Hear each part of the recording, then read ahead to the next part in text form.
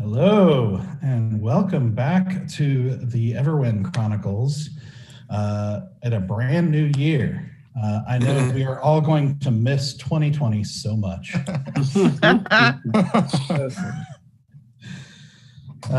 So this is going to be chapter 26, and also the first night at the new time and the first night of us going weekly. So you'll be able to get more Everwind Chronicles without having to wait 2 weeks, and also not have to remember, is this a stream night or not?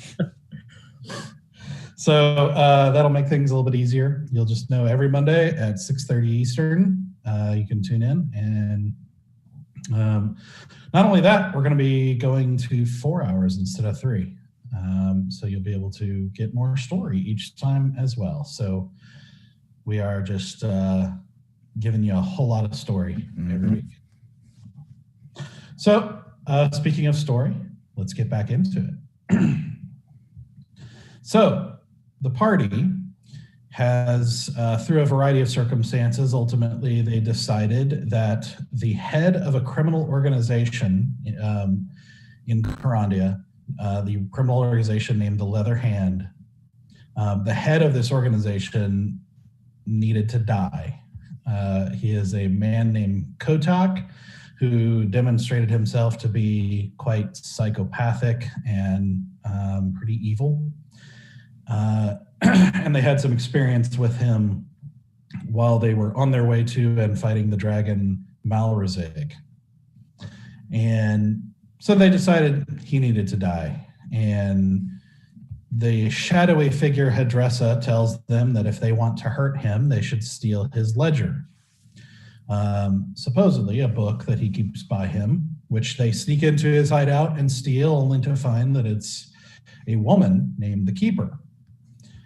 They work out a bargain and agree to, they sign a contract agreeing that she would give them key pieces of information needed that they would need to know pertaining to consequences of killing a man like Kotok, since basically it's described as sort of like a spider's web, where there's a lot of things that affect everything else happening in the city of Elduin. So she tells them three pieces of information in exchange for the party agreeing to kill Kotok within 7 days for her own safety. They agree, sign a magical contract, and one of the key pieces of information that they find is that one of the most upset parties is going to be a man named Ranmon, who is the archpriest of Corandia of the Order of Chaldron, the very same order that our own Stoic Songsteel belongs to as a cleric. So they eventually make their way to the retreat, a serene, well-kept compound out in the countryside where Ranmon was summoning the high priests of Corandia to him in order to bestow a new revelation from Chaldron to them. They confront him and find that he has come to believe that Chaldron has given him a way to make everyone in the world a servant of Chaldron forever by essentially killing them via a fast-spreading disease and a deadly disease that kills them within 3 days, that he intends to release in a variety of places throughout Corandia, turning them, essentially killing them so that they can be turned undead and made into servants for Chaldron, as he puts it. The party disagrees with this idea to the tune of a fight and end up killing Ranmon and his the priest that was with him that was a specialist in diseases, leaving behind the high priest Octo, who had been helping them, to turn and face the rest of the order that had heard the commotion and was basically bringing the whole force down on them They sneak out the back door to find a large pile of dead carcasses being loaded into wagons. And they had discovered from the keeper earlier that one of the reasons Ranmon would be upset that if Kotok died was that Kotok had been shipping them dead bodies for unknown purposes. They see this pile of bodies being loaded into wagons by skeletons, and a man apparently controlling them. And after they kill all the skeletons and this man, they are confronted by a projection of none other than Belladonna Rixa, the apparent necromancer who has been plaguing them since the beginning of the show.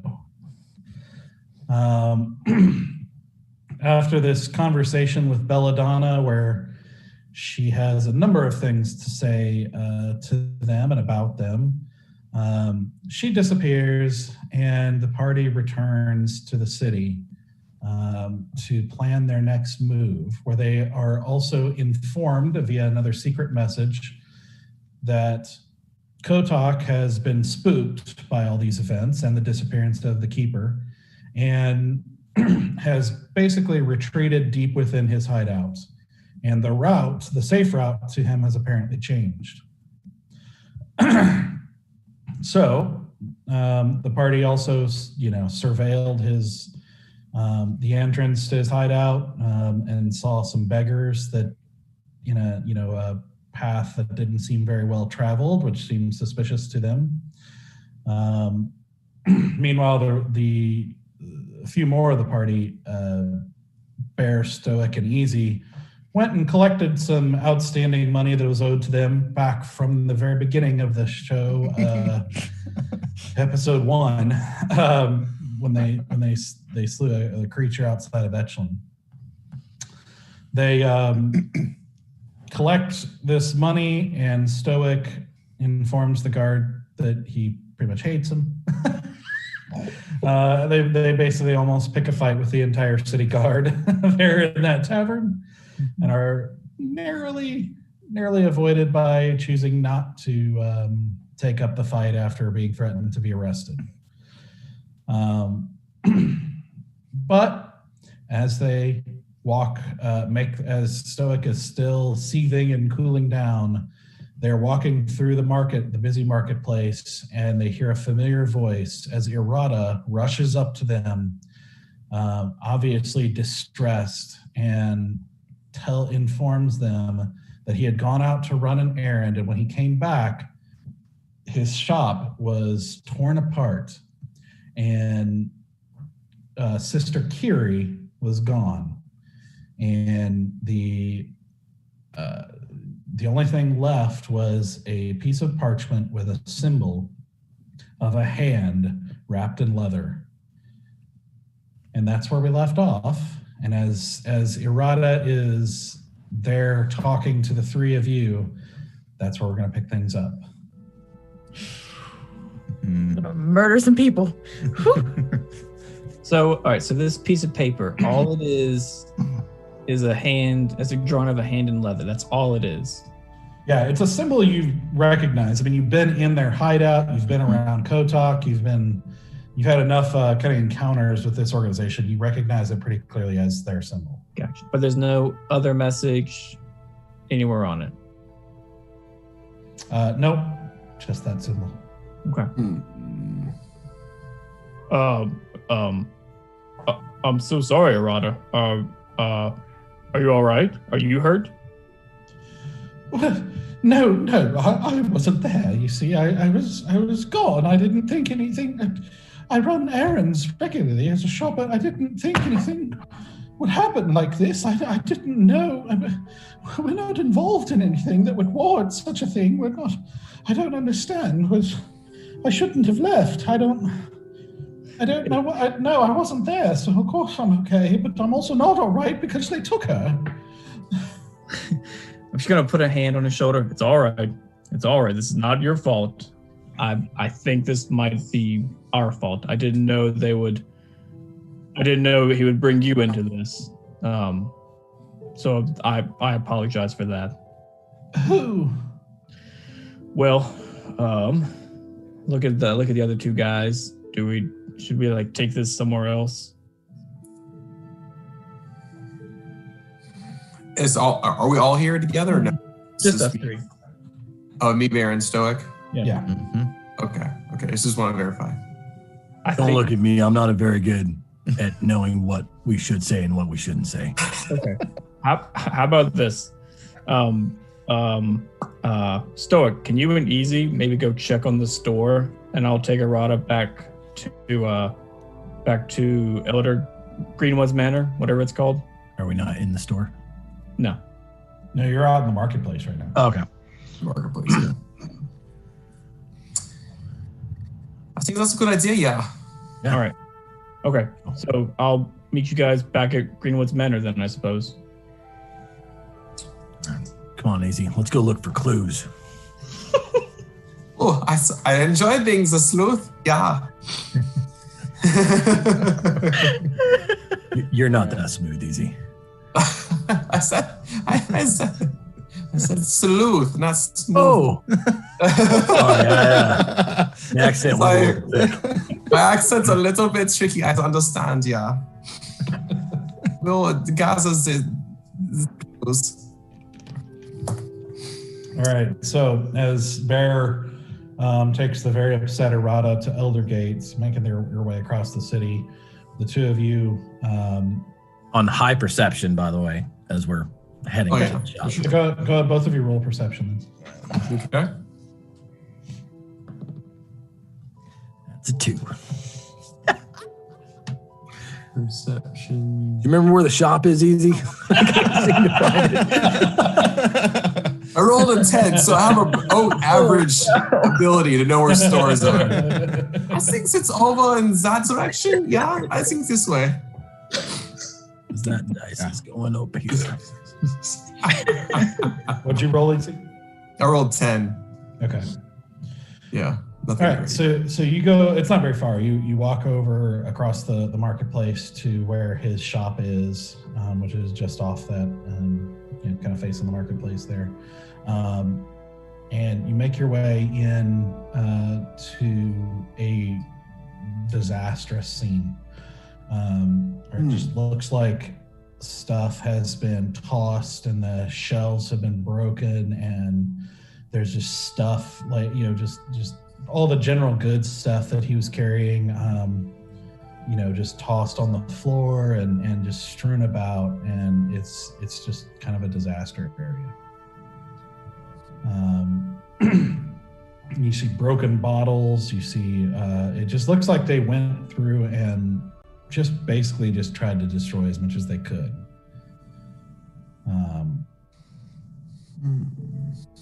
Does it look like the valuables are still there, or like most everything of value is gone? Or yeah, I mean, his shop is not really like a valuable shop, like a valuables type shop. He didn't really carry much in the way of like weaponry or anything like that, or jewelry or any of that sort of thing. It was mostly general goods. The most valuable perhaps would be the clothing that he made, that you know of. But it's hard to tell in this kind of disaster without taking a lot of time to kind of pick through it. I would like to do some investigation of, I would say, is there only one room in that store? Or is there rooms in the back? Rooms in the back. There are rooms in the back? Okay. I'd like to investigate one of those rooms. Okay. All right. So you make your way to the back and you see a hallway with several back rooms there. Roll an investigation check. Okay. All right. That's better. I rolled an 18. Okay. So you open the first room and it just seems to be storage of more goods that are not, there's not room for out there. It looks like there's also some damage back here, but it looks like they didn't spend as much time, since barrels and boxes in a back room are not as easy to Right. You get the impression this is a little bit more about sending a message than any sort of financial gain. Gotcha. Okay. A back storeroom doesn't send the same message. So. I didn't know if there was like an admin office back there where maybe they're trying to get a specific piece of like intel, maybe by chance. Okay. Yeah, like a ledger in a sense, like kind of like what we did, but not quite the same. It's like we're doing the same to you. We did to us. You said you rolled an 18. What's that? You said you rolled an 18? I rolled an 18, yeah, for investigation. Okay. Yeah. So as you look through the different rooms, looking for that specifically, you don't see anything that you don't see like an open safe or anything like that seems to indicate like anything in particular valuable being sent or being pursued. I mean, it's kind of hard to tell if there was something there that was just taken.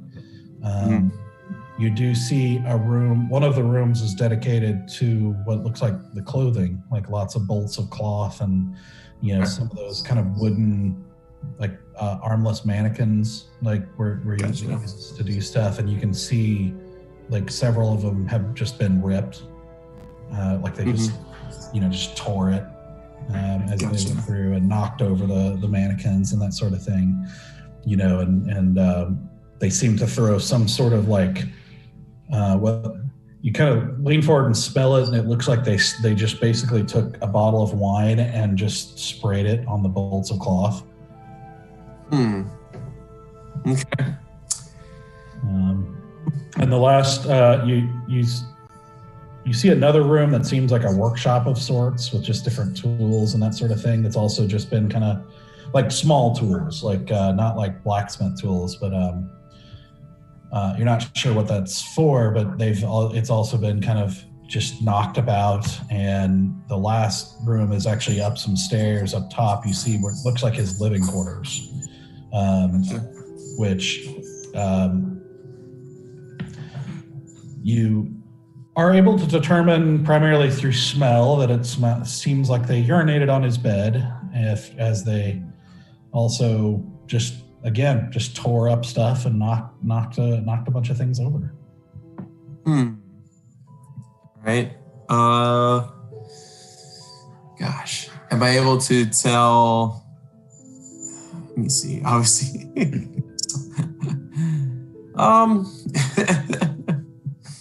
do you normally Star? Come over here.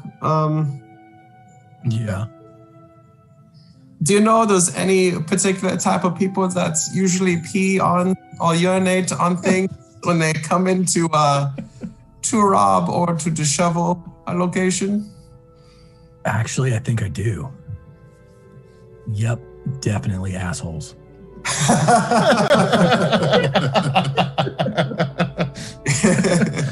My thoughts exactly, yeah.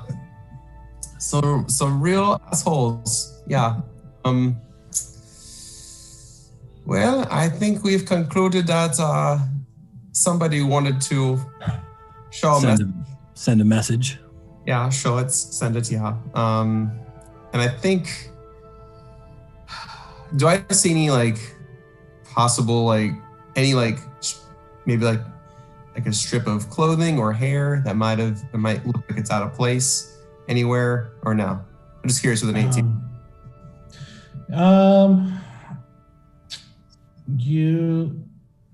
As you exit back out to the main kind of area, you do notice a little bit of a blood splatter on the counter.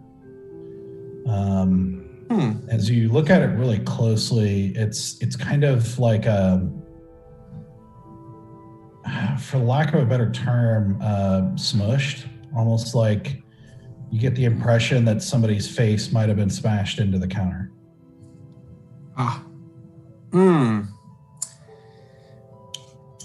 And I point that out to Stoic as well. I said, obviously, Sister Kiri did not come or leave unharmed, I believe.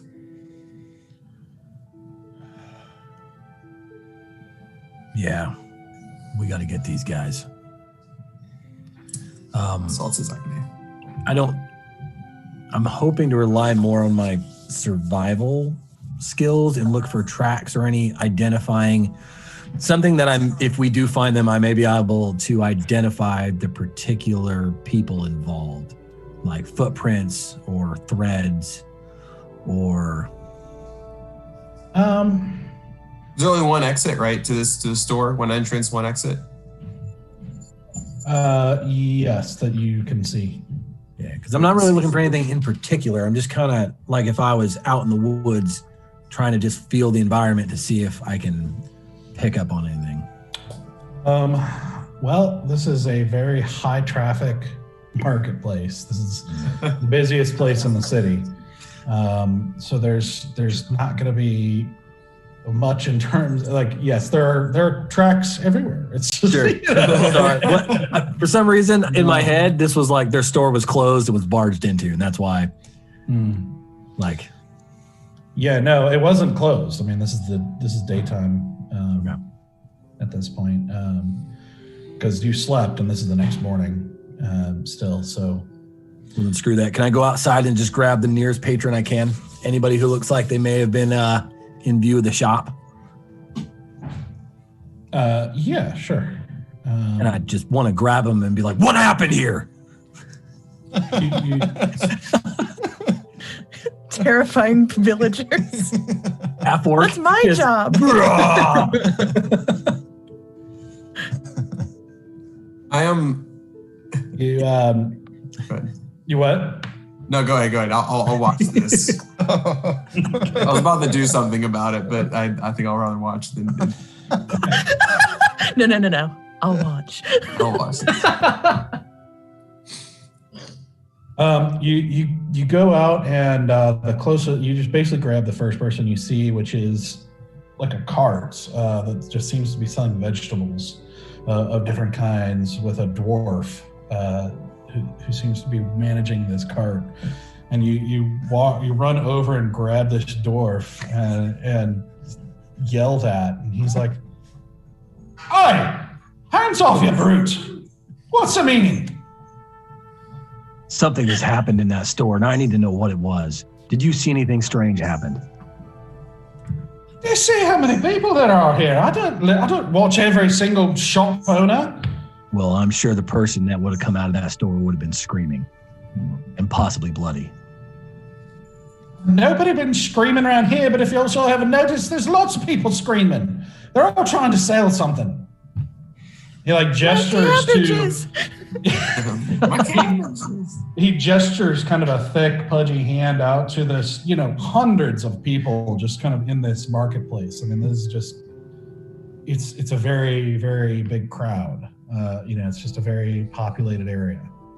And yeah, I mean, it's very noisy. There's lots of people hawking their wares and just people shouting and talking and negotiating. And it's a large crowd.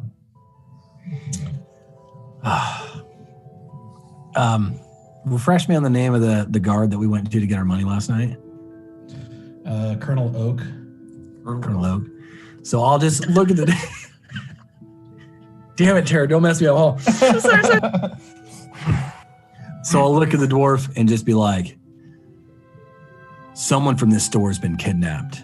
A crime has happened here. Go find Lieutenant Oak, or whatever his name is, and you tell him he's failed again and he needs to get up and do his goddamn job. And then I'll give him a gold. What? Here, boy, go fetch me the fattest lamb you can find. Who? The Colonel or Lieutenant Oak? Colonel Oak. Colonel Oak with the guards. I'm not allowed in the castle. Who do you think I am? I'm a vegetable cartsman. You think I'm a bloody noble? Did you mistake me for a duke of some sort? I mean, the magnificent beard. I assumed. I'm sorry. Oh, well.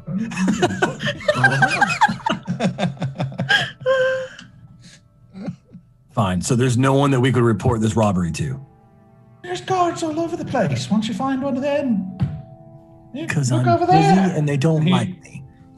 He points, and you look over, some distance away. You do see a couple of guards just kind of patrolling the market. Should we call him over easy? Considering our last encounter, I think he's going to help us at all. I don't know if you noticed when I walked out, my mage hand was making a gesture, some kind, to them. So I don't think they're going to help us. We might have to just handle this on our own, and probably what's most likely going to be the trap. We're going to have to go to the hideout and deal with them. That's the only option we have. As much as I hate to say it. Well, I don't think the guards would be much help anyway. Not in this town.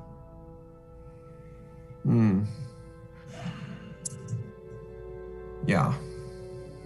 Well, let's get back and check on Bear then, I guess. Yes, it's time to go.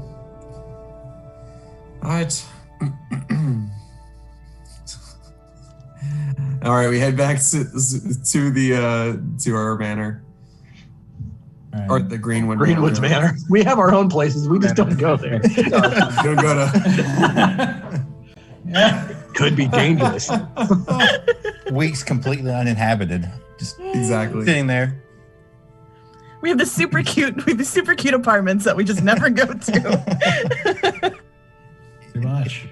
Kind of like a sitcom. Like there's other places, but we're just in one centralized location. The That's our entire- beach house. We're not going to go to the beach house during the fall. All right, so you guys make your way back to Eldergate. Asura and Valen, did you, Sure no, we you left. finished your surveillance and left? Where are you headed? back to the manor, I'm pretty sure. All right. Yeah, like I was under the obviously we haven't been told anything different yet, so I was just gonna head back and keep holding hands with Valen now that we've had our heart to heart. Yeah. So you arrive and see Bear and Errata there. We're sharing a glass of tea, by the way. I'm making sure that he is nice and comfortable. Yeah, and Errata is very clearly like his hand shaking a little bit as he tries to drink the tea and just very clearly distressed. What are you doing here? So, are you okay? As soon as y'all walk in, I'm going to stand up and kind of approach you two by yourselves. So I think we fucked up again. Kiri's been kidnapped by Kotok, and I give them the note. Arata gave this to us. Stoic and Easy are investigating his store to see what they can find, but yeah. I don't even look at the whatever it is he's trying to show. I like barrel past him and run straight to Arata. Was it taken?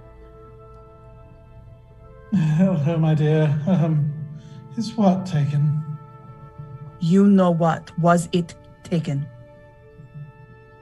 The sapphire? Yes. No. I kept it on me. Thank goodness. When did Kiri get taken? It was not long ago. I just ran a short little errand to get some more supplies from another shop, and when I returned, everything was destroyed, and she was gone, and they left the symbol. I am so sorry. I am so sorry. I think this is our fault. I am so sorry.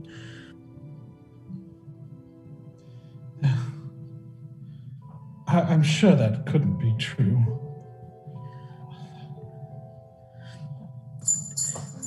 And I'm taking the letter that Bear's given me. I like, even though I know that, or Larry knows that everybody else has already looked it over. Valen's going to examine it and hold it up to the light, like anything that can give any little clue as to what's going on. If it might hold any clues at all. Sure. Investigation. It's a 10. Okay. Yep. Yeah. Starting strong in the new year. Yep. Yeah. So again, it's a symbol you recognize, from all your encounters with the leather hand so far, with Kotok and being in the hideout and whatnot. You've seen it in a variety of places, and it's it's not like an incredibly detailed drawing. These are these apparently not, great artists. They're just trying to convey a message of this hand wrapped in leather that is their symbol. And as you are kind of looking at it and hold it up to the light, nothing. It just seems to be ink on paper. I'm gonna look around. Where is Stoic and Easy? They're at his store. They should be right back. They should be right behind you. We need supplies and we need them fast. We don't have time to waste. Yeah, I want to make sure. Yeah, I'm waiting for them to get back, and also you too, before we decide what to do next. I don't even know what we need, but we need things. Have we talked to anybody, the guards? No, I came straight here. Stoic and Easy. I don't know what they're doing. Like I said, they should be right here any second now.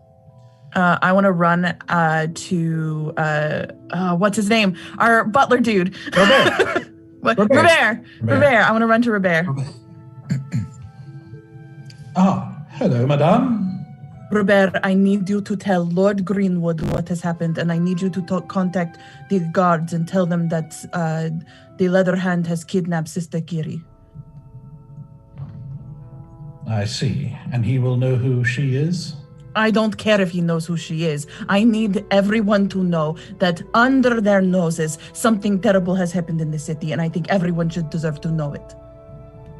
At this point, it seems that our enemy is ahead of us, so we might as well get whatever allies we can. I see.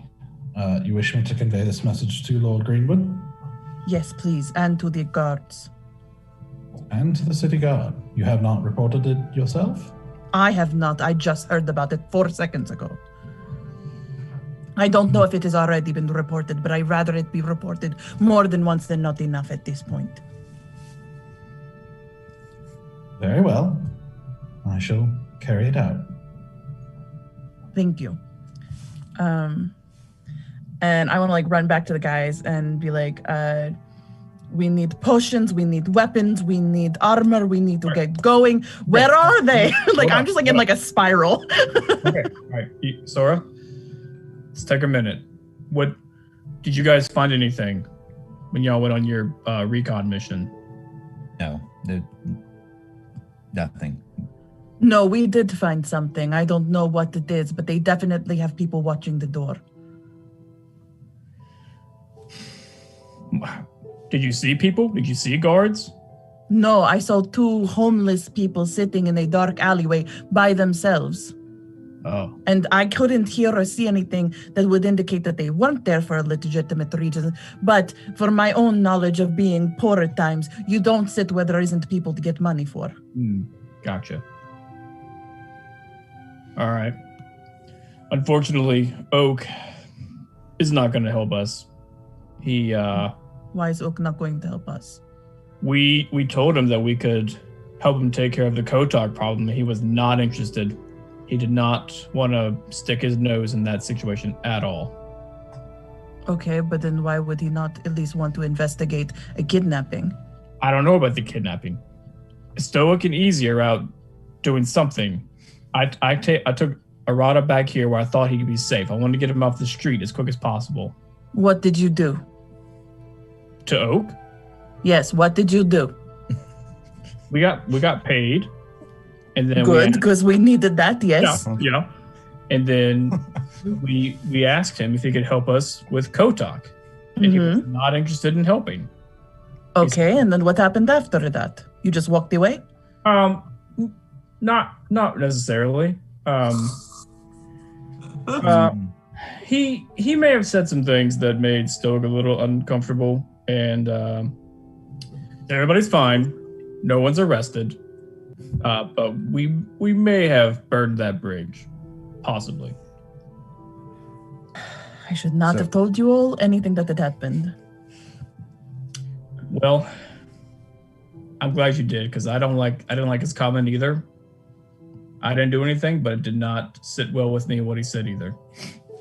They are all probably cowards. I don't even care at this point if they're cowards. They just need to know. Yeah, I agree. Now that we're here And together, if they want to be incompetent fools, they can be incompetent fools. And then everyone in the city will know that they are incompetent fools. well, I mean, I Like Asura's like really like, she is holding on by a thread right now. Like she is like losing her mind. Okay, yes, you're right. Something needs to be done. I just don't want to rush into anything and make matters worse. Every second we sit here and just talk to each other, because all we do is talk to each other. So someone who had nothing to do with this, an innocent person, is going to die by the hands of a maniac. Yes, we need to take care of this. I know, okay? I don't want to put him, I'm gesturing to Arata, I don't want to put her, gesturing to Kiri, or you, or Valen, or anybody else in any more danger than we already are. Something needs to be done. Something will be done, okay? But let's take How? him. When? Why? Like, we should have already been breaking down that door and just murdering anyone we saw. That is not a good idea, okay? We need to at least wait till we're at full capacity. Like you said, we need to get stocked up. Weapons, potions, whatever we can find before we go knock down any doors. And I'm telling you that Oak is not a good avenue, so we need to find another ally. And it appears that Hydrus is not a good ally at the moment either. We need an ally right now, and I don't know who that's going to be. You all keep you all hate her, but she has done nothing except provided us information. She even provided a little boxy thing to get the traps. Okay, yeah. If anything, she has been an asset to us, so I don't understand what all the hostility is at this point. You're right. She did help us. She has helped us. But unfortunately, we need more help. Fine. And then I'm just going to like get up, go out the door, and I want to walk to Palessa's. Okay. About the only option that we even have right now is Hadressa. Okay. Well, then, how do we find her? I don't disagree. We could use her help, but how do we get her? I think the How just walked out the door. So we might have to. You didn't tell us where you were going, Asura? I didn't. I just got up and left. A few minutes after she leaves, Stoic and Easy make it back to the manor. We didn't pass her? Roll a perception check. All right. 3. All right, dead even 10. Here we go. I'm running out of dice. A purple horned woman walking down the Where?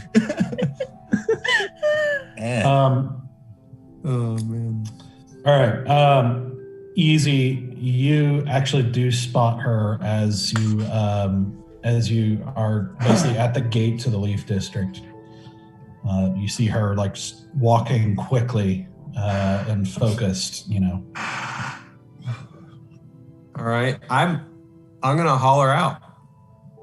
Asura! I don't respond, and I'm still walking like on a mission. I'm gonna cast Minor Illusion to create a sound that let's see. I'm gonna make it sound like her voice saying her name. at a scream though.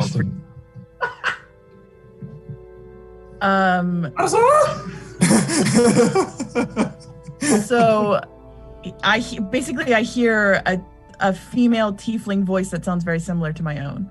Yes? Yeah, do a performance check. Okay, me? Okay. Yeah. Yep. Yeah, fair enough. That was an 18. Yeah. Yeah. Yeah, you hear it's just slightly off, but a very, very, very similar sounding voice of your name. Loudly. So I'm hearing my name spoken in a tiefling voice, a female tiefling voice that sounds similar to my own. I am going to take out one of my darts and turn around and throw it towards Easy. Okay. Make an attack roll. I will. Please roll poorly. Please roll poorly. Is this with disadvantage? Oh, yo, y'all. I rolled a bad roll. What? I rolled a bad roll. Yeah. I rolled a 5, so with my dart, that would be a 10 to hit. Wow. Not hit. That's almost your DC, Easy. Yeah. Almost. I was like, if she rolls anything higher than whatever. I was not looking forward to that. Okay.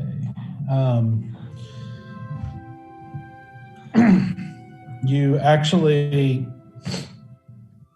you toss this dart and it misses Easy and barely misses a very well-dressed woman walking right behind him. And she feels something and kind of looks around kind of confused, but doesn't seem to pinpoint where it came from. And then I want to barrel up to Easy quickly, and I would like to use thaumaturgy to make my eyes like red, like what the whites are red, and like where my irises are usually gold, it's like this like orange burning color from like the gold and the red kind of mingling. Don't you ever say my name in that voice again. And I'm gonna grab the dart from where it landed, pull it, and keep going. I think it's as you heard the news, then. Fuck all of you, just get shit done. And I'm just like barreling. Like she is beyond any of y'all right now. We'll meet you at the place then. And then I carry on. I'm just going to look back and forth between the two. And then watch the Sora for a while. And then just be like, we don't have time for this shit. And then I'm just going to follow Easy. He hates to see me leave, but he loves to watch me go. That's right. Yep. Part of me really wanted to yell out. And I'm just like, no. All right. So you guys head back to the manor as she heads to Palessa's. Yep. All right. So I guess we get to the manor. You were looking around his shop. Did you find anything? We did not find much, but we do know that they are trying to send the message that they are not, did not treat our friends so kindly. Found some blood spatter where I assume they had apprehended her and hurt her as they took out the store. But nothing was stolen. It was primarily just to ruin the shop. You're just trying to scare us and send a message. Message sent. So the only option we have, unless you have any other ideas, is to go straight to the only place we know that they're at. What? Why? What are you guys talking about? So, Bear, you should know as well as us that after that conversation with Colonel Oak, the guard isn't going to be any help. Matter of fact, I'd rather not tell them at all because I'm scared that if we let them know that we're coming for him, somebody's on the pay and they're going to tip him off. I don't disagree with you on that, but I'm just saying, like, if we run in the way we are now, we're all going to die, and then Kiri will also die. We need time. Let's stock up. Let's get some stuff. Let's find whoever we can to help us so we can get her out. I understand everybody's upset now. I don't like the situation either, but let's all take a fucking second and make a plan. Well, I didn't know paladins was That's such colorful language. is difficult. They don't. It's more of a Goliath thing. It's a Goliath thing. Oh, this is the glass like coming out. Okay. The Goliath coming out. What do we have any allies left? I don't know. That's why we need to. We know, but we gotta find. There's a whole city here. There's gotta be somebody that we can go talk to. First off, we don't even know if we have time to plan. We don't know if Kiri's in danger or what. You guys plan. I'm going to see what I can find out. And I'm just going to walk up into my room and I'm going to go I'm going to kneel at my altar and start to pray. And I'm going to take 10 minutes to pray and cast clairvoyance on Kiri. Okay. I guess. Okay. All right. Fine. Whatever. I'll be back. I'm gonna walk out of there too. Go see if I can find. Shit. I don't know. I guess I'll go up to the Chalice of Life.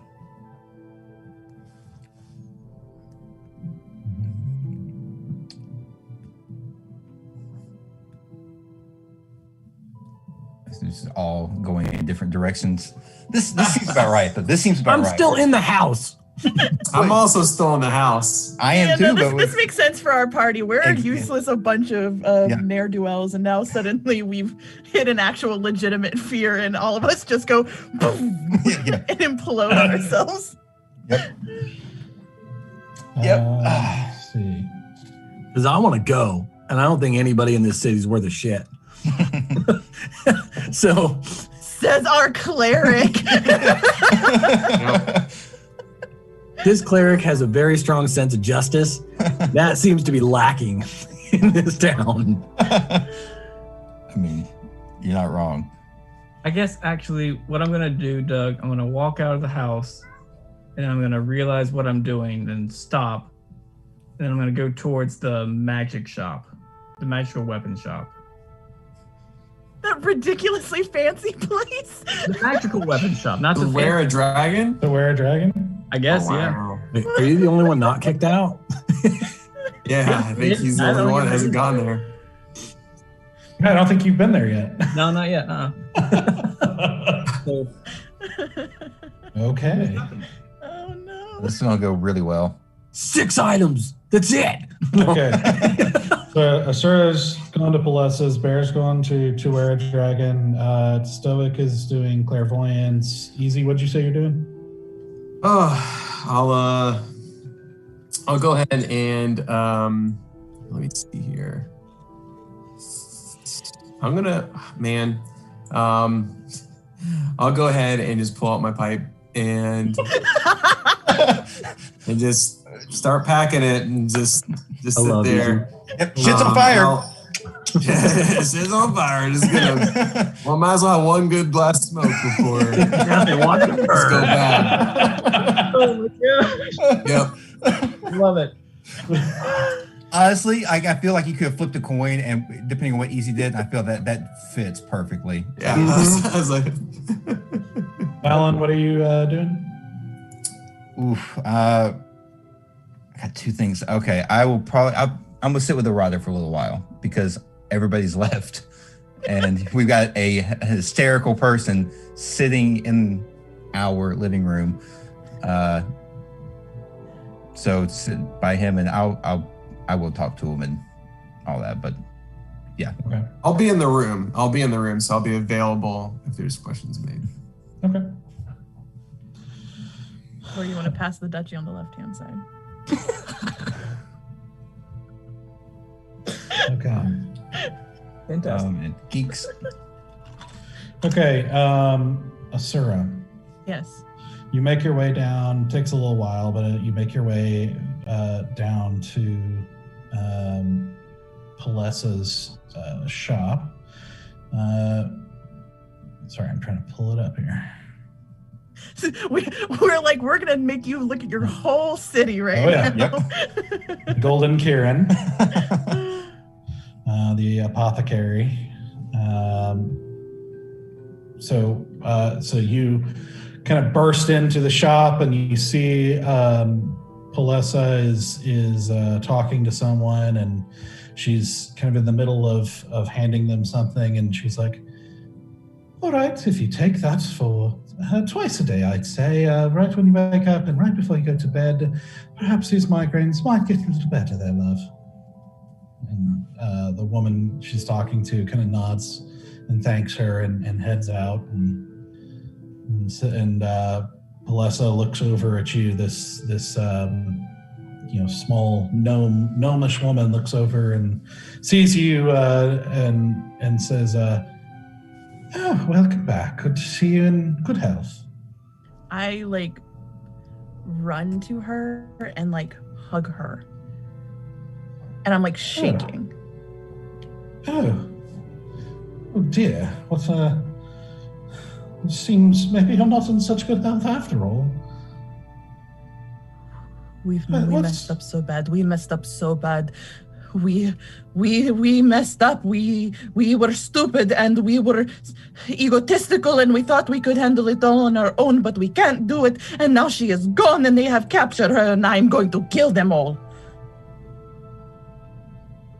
Oh. Well, I suppose I didn't understand half that, but I think I understand. I think I understand some of it. Come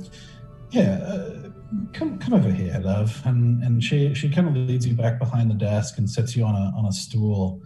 And she walks over and starts grabbing a few things, and she takes. You can see she's got a small little kind of coal-based burner that already has some hot water in a kettle that she seems to always kind of keep burning and ready. And she pours a few different things into this and stirs it up and everything after get it together. And then she says, all right then, it's not going to taste all that great, but you need to drink the whole thing. I'll drink it. I don't know what it is, but I'm drinking it. And I mean, I'm down in it, save. like a shot. I know, right? And then she murders me because it turns out she was a baddie the whole time. It'll all be over soon. Honestly, with the Sura's history, that tracks. Yeah, I was about to say that's on par for Sura. Hey there. Just go to sleep. Just go to sleep. All right then, I've just give it a moment and you'll start to feel better. But for the moment, take a deep breath and tell me what happened. And I relay to her all the information that I got about Errata and the leather hand and that Sister Kiri was taken. But I don't mention anything about the contract we have regarding that we need to kill him because of the contract. But I do say, I'm going to go after the leather hand for stealing Sister Kiri. Okay.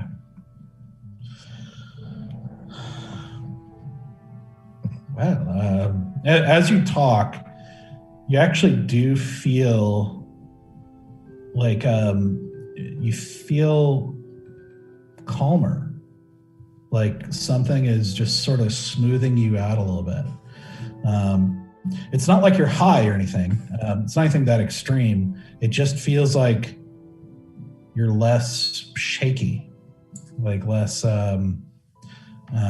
just a little bit less frantic. Like your thoughts are just kind of a little bit clearer. And she says, well, I think I begin to see you've picked a fight with some very dangerous folk, have you? Yes. And now we are not the ones who are being penalized for that. Those who had nothing to do with it are now at risk. And I cannot have that on my conscience. I must save Sister Kiri. Well, I suppose I can understand that. I did like her. I only met her a few times, but her and that Errata fellow seemed like pleasant enough folk. If they're new to town. And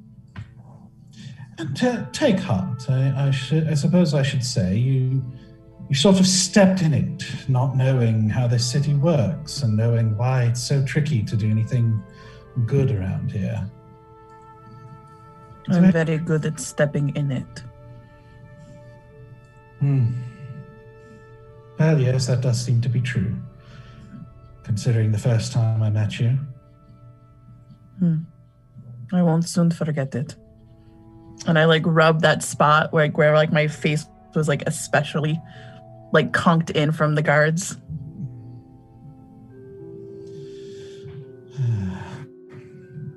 Well,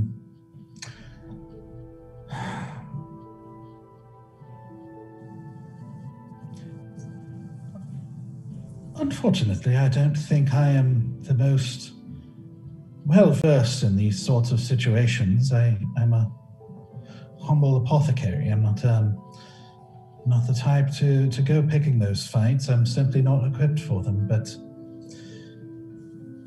it does seem to be the case that no matter what you're doing, whether it's running a shop or fighting dragons and other things, it does seem like doing good is never easy. But I suppose if it was easy, then just anyone could be a hero, and then they wouldn't be heroes at all. I suppose that's what makes a hero in the first place, is that willingness to do what's extremely difficult.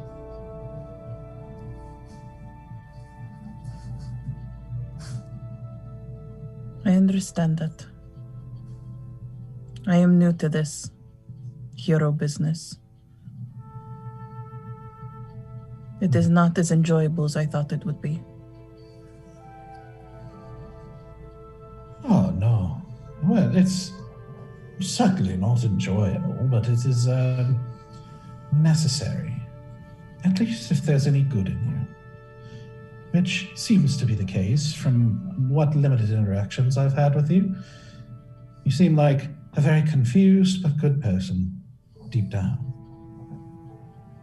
Sir doesn't really know how to take that as a compliment or not. I understand your limitations to be able to assist. I only came to ask for counsel and for any resources that you might be able to share.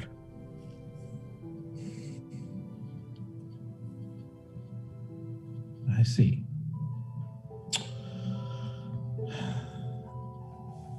Well, I don't think I'm going to be much help for counsel against a criminal mastermind. From what I understand, these Leatherhand and the Smiling Men and these sorts of blokes, it's just best to stay off their radar because they seem to be very clever in the way they handle things. And it seems to be the big reason why they maintain a chokehold on this city. And, so I don't know how much help I'm going to be for you there. And I'm not a wealthy woman. I'm not sure I can simply give you things. I have money, and I pull out my huge, that pouch of all the money that I've been basically hoarding from everybody else. I just put it on the table.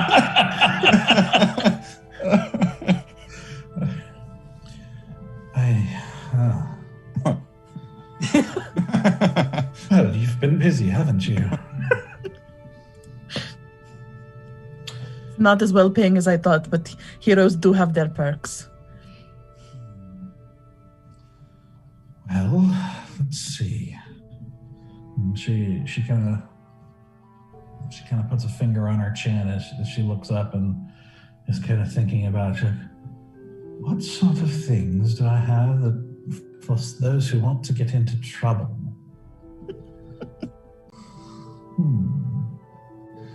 Let's see. I think I could probably mix you up some alchemist fire. That might be a nasty little business. Of course, I do have a bit of antitoxin in case you need anything against poison and the like. I think I have 2 potions of healing currently in stock. I suppose acid is also that's relatively easy to make if you wanted some of that.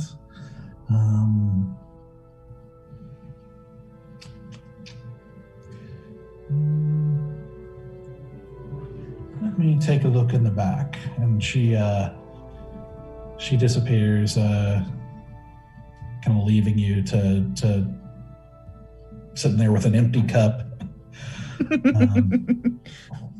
Just kind of taking it, calming down still, and taking in the smell, the kind of peculiar mix of smells and sights of all the jars with different ingredients, and the plants growing and different exotic looking plants growing all over the place, and little bags and pouches and boxes and things of different things. I definitely, while I'm waiting, definitely do that like tea shop thing where you like open a canister and like waft it to like get the smell of it.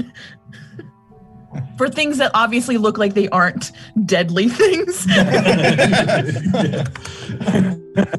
I'm gonna sniff this murderous thing.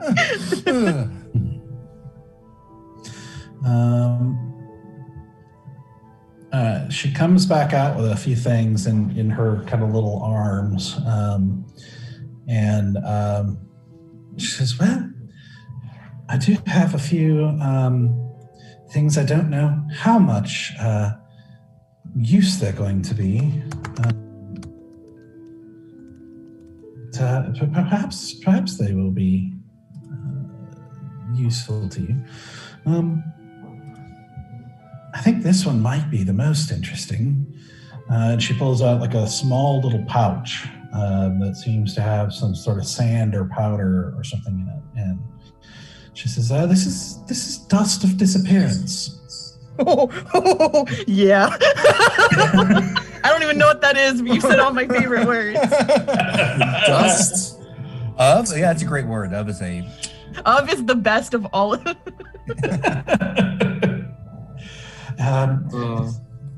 There's just enough for a single use, but essentially you throw it into the air and,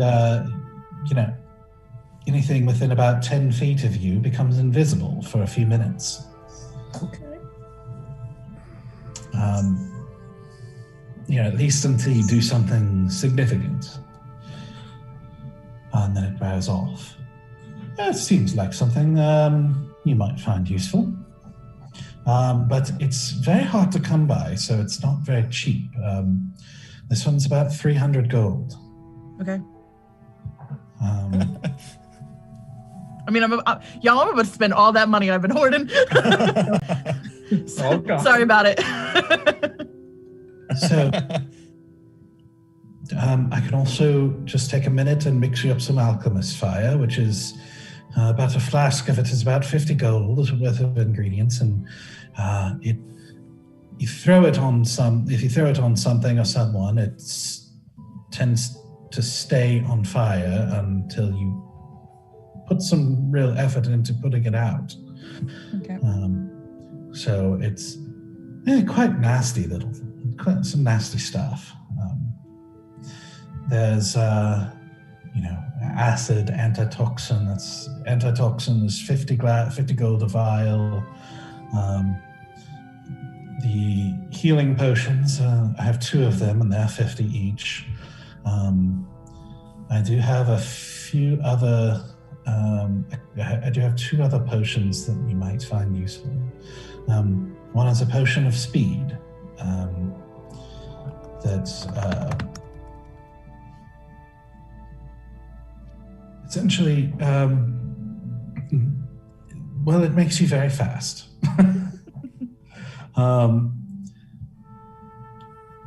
The potion of speed, basically, just out of character, is it's kind of the effect of the haste spell. So if you want to look that up at some point, you can do that for 1 minute.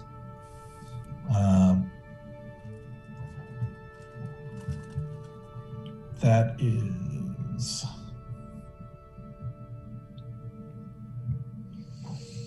The potion of speed is 400 gold. May not be Those are getting that. expensive spells. Yeah, we may not be getting that one. What was the last one? It's a pretty beastly spell. Let me tell you how it works real quick, just in case. So the speed is doubled. I'm starting to run out of money real fast. But just to let you know how it works, the potion of speed doubles your speed. You gain a +2 to AC. Whoa. You have advantage on dexterity saving throws, and you gain an additional action on each of your turns. Okay. Another attack action. For the speed? It's just an action, so it could be an attack. Oh, it's an action. Oh, okay. Yeah. For the speed one? The action can be used to take the attack, one weapon only, dash, disengage, hide, or use an object. So it's like a limited action, but it's really most good. of your normal actions can be used with that. That's the hit for 1 minute. That's the potion of speed. Gotcha. Okay, well, I might be running out of money then. I might be real broke again, y'all. It's okay. Asuro's still really soon anyway, so it's fine. The other thing she has is this last thing I have is a potion of resistance. It's 300 gold, but it gives you resistance to certain types of damage that you can take, and this one is resistance to necrotic damage, which seemed prudent to try to find some of it, considering all the nonsense going around this country lately. You said that was 3? Indeed. Right. I'm about to do a little bit of math on my calculator.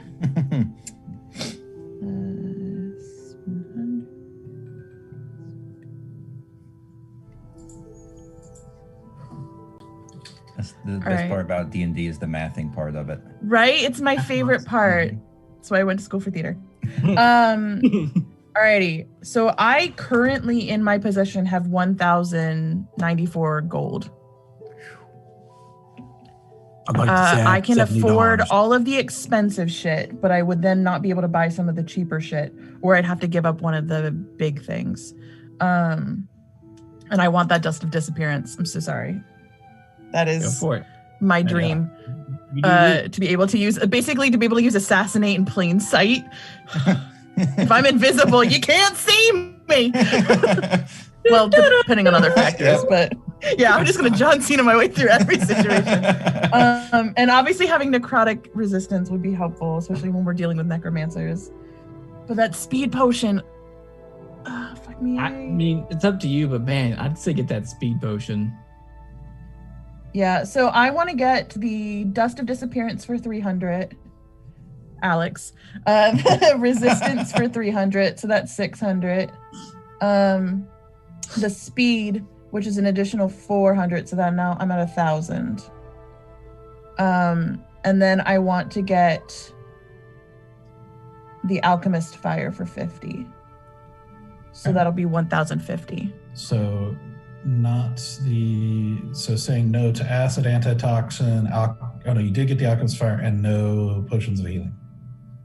Correct, because I can't afford, I have some potions of healing already in my personal. I've got 1 greater potion of healing, and then I've got 3 minor potions of healing at this point that we haven't used. Okay. But I won't be able to get the antitoxin, or the acid. Okay. Because I can't afford another 100, because I'm just short 50 pieces. So you'll have, after the Alchemist Fire with those other things, you'll have 44 left. Correct. Unless I can haggle with her to get that for free. You can try. I'm going to literally be like, this is all I have. This is every dime. This is every piece of gold to my name. And I could use everything you have listed. But this is everything I have. I will not have a cent left. What are you trying to get next? I was going to see if I could get the acid and antitoxin. Because both were 50, correct? Acid is 25. Oh, And antitoxin is 50. yeah. Then So it's basically 70. like 70. Yeah. With the 44 left. Roll a persuasion check. Okay. Please let me persuade well. Oh man. And that good juju into 2021. 16. Okay. She says, well, you're spending a fortune here, and I do want to help. I'm so sorry I can't help more, but yes, I can give you the acid and the antitoxin for that 44. That's fine. Do serve him don't treat him nicely. I promise.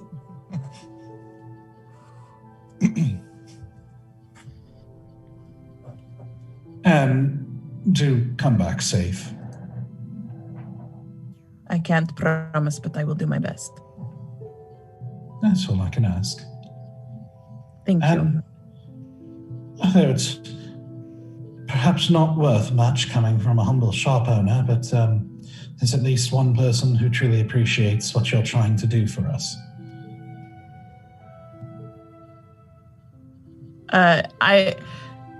Asura doesn't mean to do this, but for a split second, her thaumaturgy kicks in and her eyes go like the same green color as her ring. For like they flash and then they come back to her natural gold color.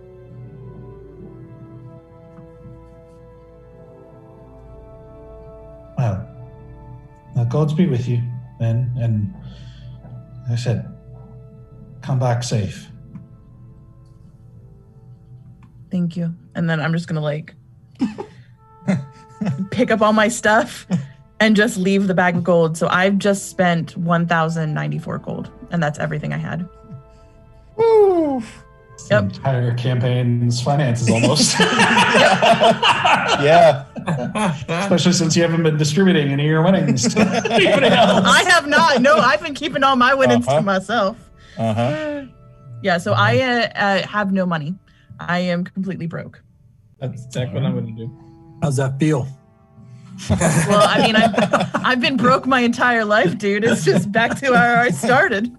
Oh man. Return to status quo. Yep, I had 5 gold when I met y'all. Life's been good to you. Well, financially anyway. Well, no, I just am really shady and I don't distribute the wealth that we make. Yeah. Oh man. Yeah, I was going to say, life's been good to the group. And We just don't know it. The four of Sorry us- about it. we I'm don't sorry care. about it, guys. We're good. That's some cool shit. I'm excited to use it. Mm-hmm. Yes. All right. Okay, so you head back to Eldergate. Bear, you make your way through the Leaf District to another smaller kind of marketplace that has some higher end shops around, and you see again the place with the very kind of ornate kind of carving on the front of the building with which essentially looks like the carving of a woman with a dragon kind of wrapping itself around her, with the words "to wear a dragon" under it. And you make your way inside, and you are greeted by the kind of immensity. It's a lot bigger than the other shops you've been inside. It's like a almost cathedral size. Like it's just a large, high ceiling build with just gray marble and a carpet like going down the middle and then branching off to 6 different pedestals, 3 on each side, with items sort of floating in place above the pedestal on either side.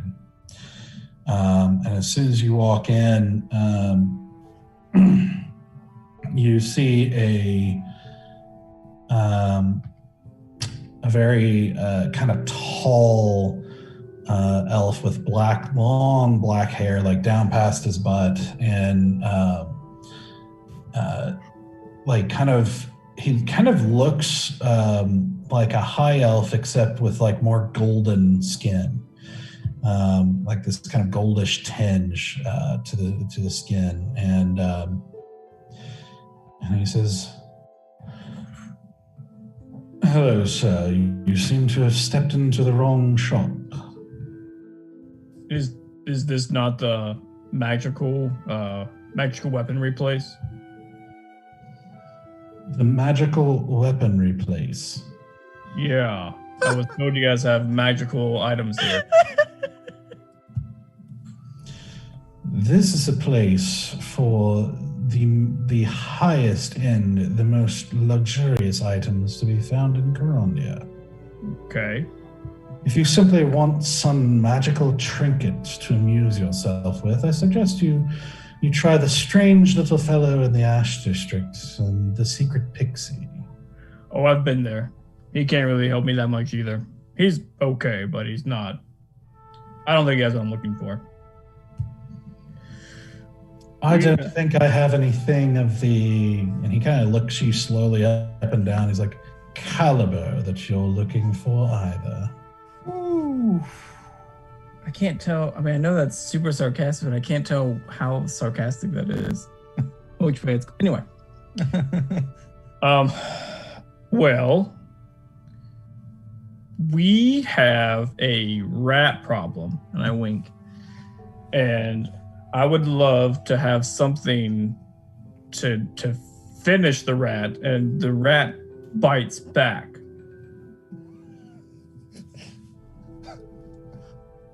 Do you have what I need? Sweet bear. Well, once again, I think you have stepped into the wrong shop. I think this is not for your kind. I have money, not a lot, but I'm willing to barter. I've got stuff I could sell you. I realize your stuff is a little more expensive than I have, but I'm willing to make a deal. I can barter a lot with you.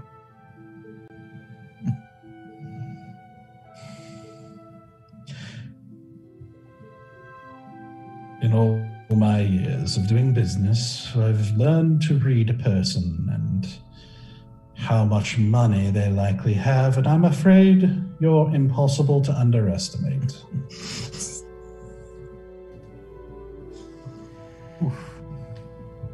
Then he kind of smiles broadly and he said, "Oh, but perhaps I'm incorrect.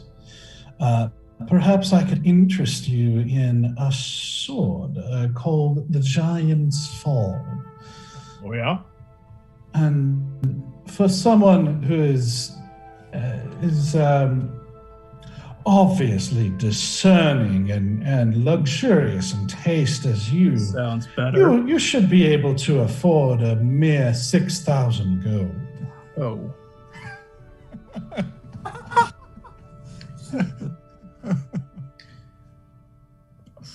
Shall I box it up for you? Like I can Dick just during a crisis. mine. Like I don't get Well, of course, this is a shop.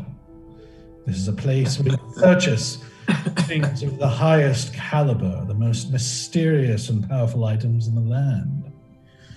Okay. I did want to do this. I don't even know if it's gonna work. And I pull out my Defender of the Realm amulet thing.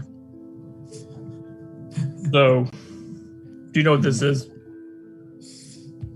Quite. Would you want to buy it?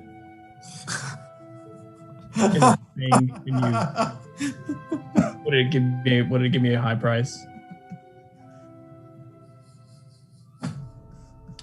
I do believe that carrying something around like that I hadn't earned, especially if I wanted to ever try to use it, would get me arrested. Okay, so that's a no with the amulet. That's fine. Do you have any last thing, then I'll leave. Because I've never been here before. I don't know what you have. Do you have any potions, any healing potions or anything like that? It's like a lot cheaper than 6,000.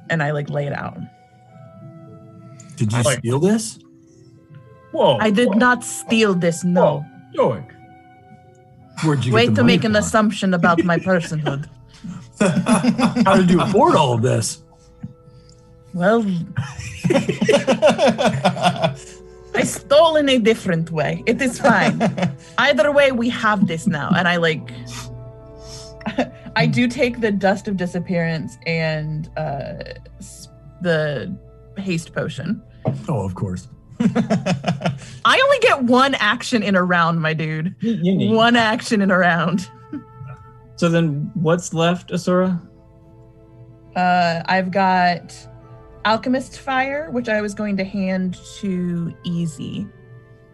Because I like him with a bit of Chaos Fire. Mm-hmm. To me, he's Chaos Fire incarnate. Mm-hmm. I'm going to give Acid to Bear. Okay. Yep. Wait, is it I'm like going- it's a vial of acid. vial of acid? Mhm. It's not paper tabs, dude. You're okay. I don't think Bear needs that. I'm gonna give antitoxin to Stoic, since he's our cleric. Mm-hmm. And of all the people, I think he could administer it better than anyone else. I can cast this though. What? Antitoxin. Can you really? Yeah. Well, we have If a somebody bottle else of it wants to too. hold on to it. It's a free spell slot. Then I'll pass it over to Valen, Oh. Okay. and then I'll just blow Stoic a kiss. I've got nothing to give him. Didn't you pick up the necromantic protection? Oh yeah.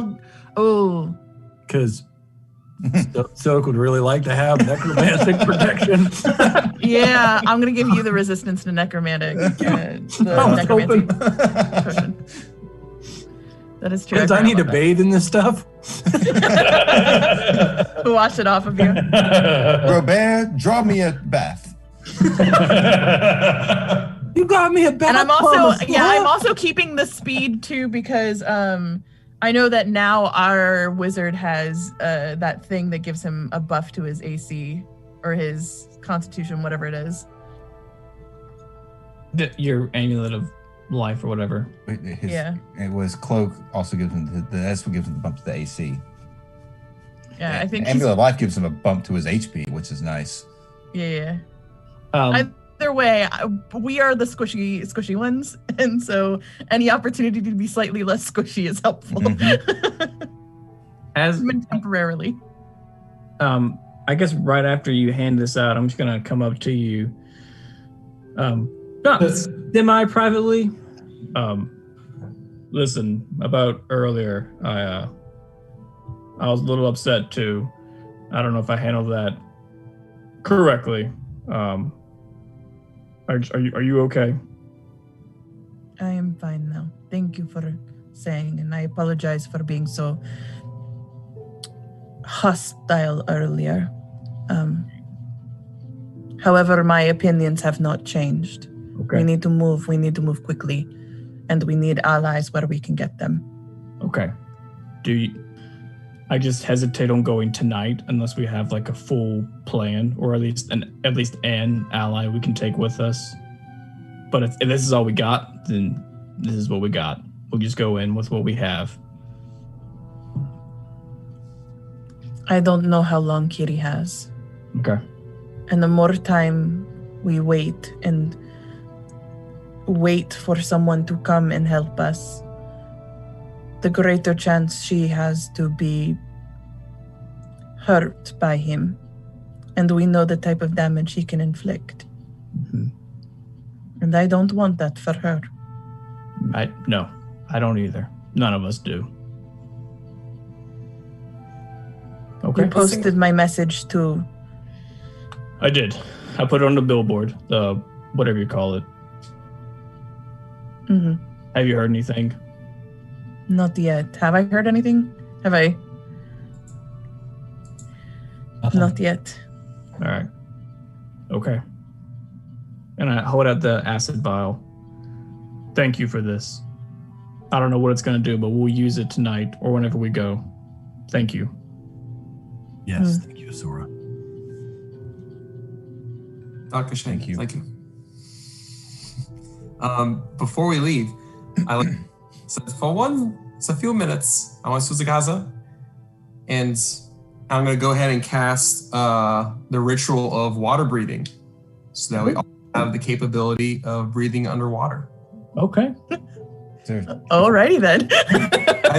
I do a little like bloop bloop. bloop, bloop. It's like How long does that last? it's 24 hours. Yeah, 24 hours. Mm-hmm. You have the ability to breathe underwater. So are we leaving like right now? I just want to make sure. I have no idea. Yeah. I mean, this is like midday. Like this is bright sunny. If we're breaking into a building midday, like That's not a good idea. Not the best. Yeah. Let's see what also, else. I mean, has anyone already spent like spell slots and stuff? No, we rested up. No, yeah, we're good. And everyone did We're good to rituals go. they were casting or cantrips. Mm-hmm. Yeah, I I wanna- backed out of my spell. I want to summon White Claw to help with the traps when we leave, but I'll do that right before we leave. Okay. Going middle of the day is very bold. Going at night is smarter, but either way, we are woefully underprepared and without the resources or knowledge necessary to be effective. We're just walking into a trap, knowing it is a trap, and just going, you know what? We'll just walk in and see what happens. We could be stuck in there in an endless loop of turns and rooms and doors for endless amounts of time. I agree. How do we find out? It's obviously a trap. So how do we like not walk into the trap? Is there another way? I might be able to help with that. And you hear a strange voice, and you look around the room and see in the doorway, you see the fox. My fox! The fox they spared. The fox that you trapped and let go. Yeah. A beautifully like pure like white fox with these kind of jewel-like blue eyes that even then you seem were strangely intelligent. And he says I might be able to help with that. Nothing else. He's at the door? Yeah, he's like sitting, he's inside, like not the front door, but he's like sitting in the doorway to the area where you're gathered. Okay. I guess I recognize him. So I'm going to walk up, kneel down. Listen, I am so sorry that I trapped you. You'll find out. I don't really think. I just do sometimes. And I didn't even think about capturing a creature such as beautiful as yourself. I'm glad you're okay. I'm so sorry that you're in that trap. If I caused you any damage. You caught me, which angered me. But you let me go, which made me curious. So I followed you. Oh. You killed a priest, which confused me. But you slew a necromancer, which amused me. I have not yet been to this hidden place that you speak of, but perhaps my mistress is being held there. Your mistress? You have it. I Name's- like you, Fox. I seek my mistress, Ardilessa, the Princess of Autumn. Julessa. Have you seen her? No. Not by that name if we have met her. Does she go by any other? Hard to say. She would have been as a grown woman to you, but still young. She would have seemed like an elf, but with exaggerated features, with hair that would cause the thought of dying leaves to come to mind. Is he describing Selena? No, Solana has white hair. Oh, Yeah, Selena's like bleach blonde. Like she's I don't remember what Kiri looks like. Platinum blonde. Yeah. Kiri's also blonde, but short hair. Yeah, Okay. and not an elf. not she's not an exact. elf. Would any of us know have enough information from that to understand that he's talking about a fae? Yeah, I mean, you'd probably guess like that's something like that. She doesn't sound familiar to any of you. Right. Okay. Because I can do a history check. Yeah, we had. Feels like the only autumn-haired person we know of is Batty, red mask. Oh, Belladonna? Yeah, because she has auburn hair. It's not correct. Is it? I thought Lopi had red hair. I'm trying to remember. I don't know that you actually saw her hair because her hood was up.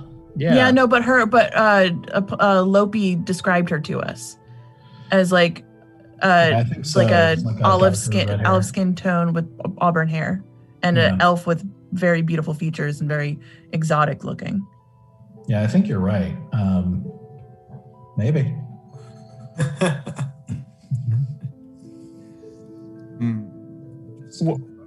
Can I ask why you think Argilessa is with Kotok? I do not know who this Kotok is. I simply have not been to this place, but I've heard of it. It's a very strange city, and I've been told of an underground place that used to belong to a mad wizard.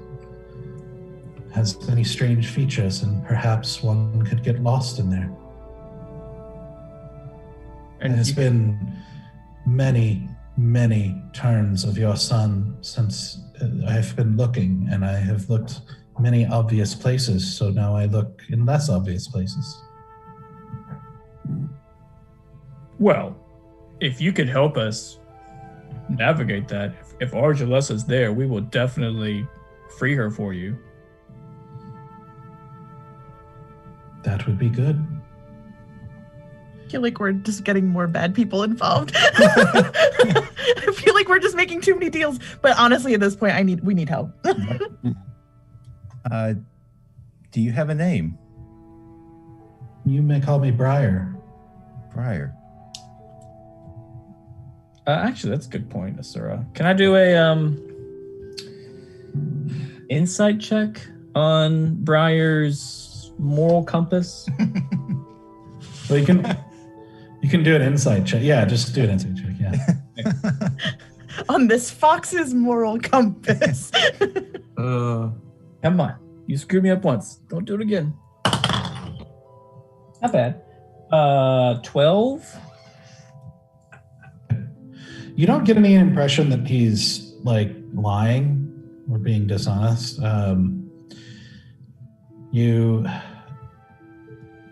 It's hard to get a real read on a moral compass of a fox.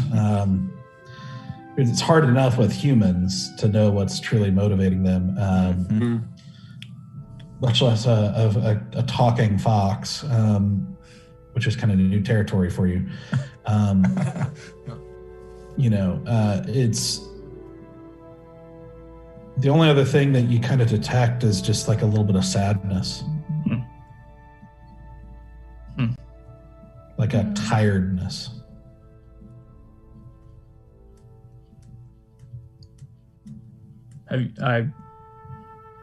So you've been, I assume, and I can understand that you've been searching for her for a long time.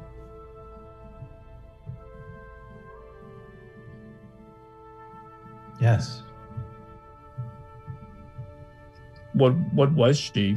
Yeah, I know she was your mistress, but can you tell me a little about her? She created me. Oh. She's the Princess of Autumn. Oh. She was tricked and banished here long ago, and I have been seeking her since then. But in truth, I believe I've begun to lose hope, and yet I cannot stop looking. And so I will seek her until I can no more. Well, all right. How long have you been searching? in our years? It is hard to tell. This time works differently here. It's not in my nature to know very easily, but I know that it has been many, many lights and darknesses. Thousands.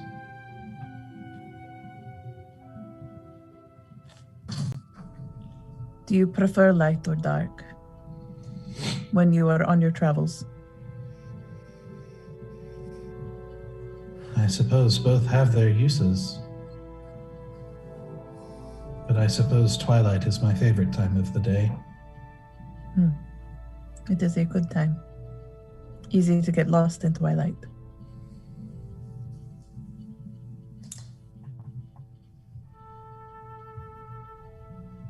Well, perhaps I can help you navigate this place. I do have a very good sense of smell. Any help is greatly appreciated. I'm going to turn to Errata. Do you have anything of Sister Kiri's on you? A cloak, a piece of fabric, anything, an item of hers? Errata, who's been kind of like gazing at the fox, like with kind of apparent, interest, he kind of shakes himself and he's like, no, I'm afraid not. That's not the sort of thing I carry on me, really. Oh, that reminds me, I do have something that I kept on me that might be useful to you. And he reaches into his cloak and he pulls out a knife with a sheath, and he pulls it out of the sheath, and you see looks like a very nice dagger, where the blade, as he kind of turns it a little bit in the light, it seems to alternate between like a dark red and a dark blue. And he says, I don't think it's totally reliable yet. So it may or may not work, but this is like a prototype, if you will, of what I've been working on with that sapphire that I was working with that you gave me.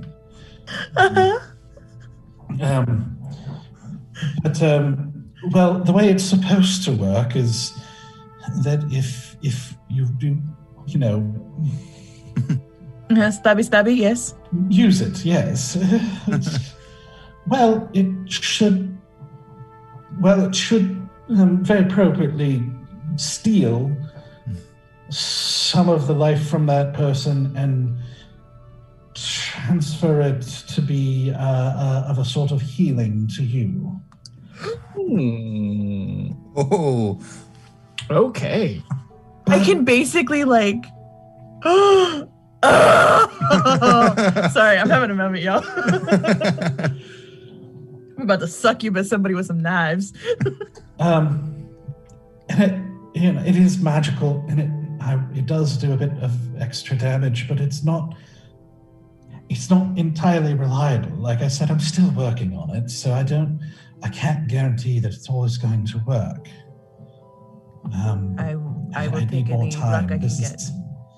This is very tricky stuff, and after you came to me last time, and I felt sort of ashamed, and I wasn't able to give it to you, I tried to rush and spend more time on it as much as I could, and this is as far as I got. But perhaps if it will help. I am so very appreciative of this. Thank you so much. We will see how it fares, and with Sister Kiri and her luck, perhaps it will do most good to bring her home.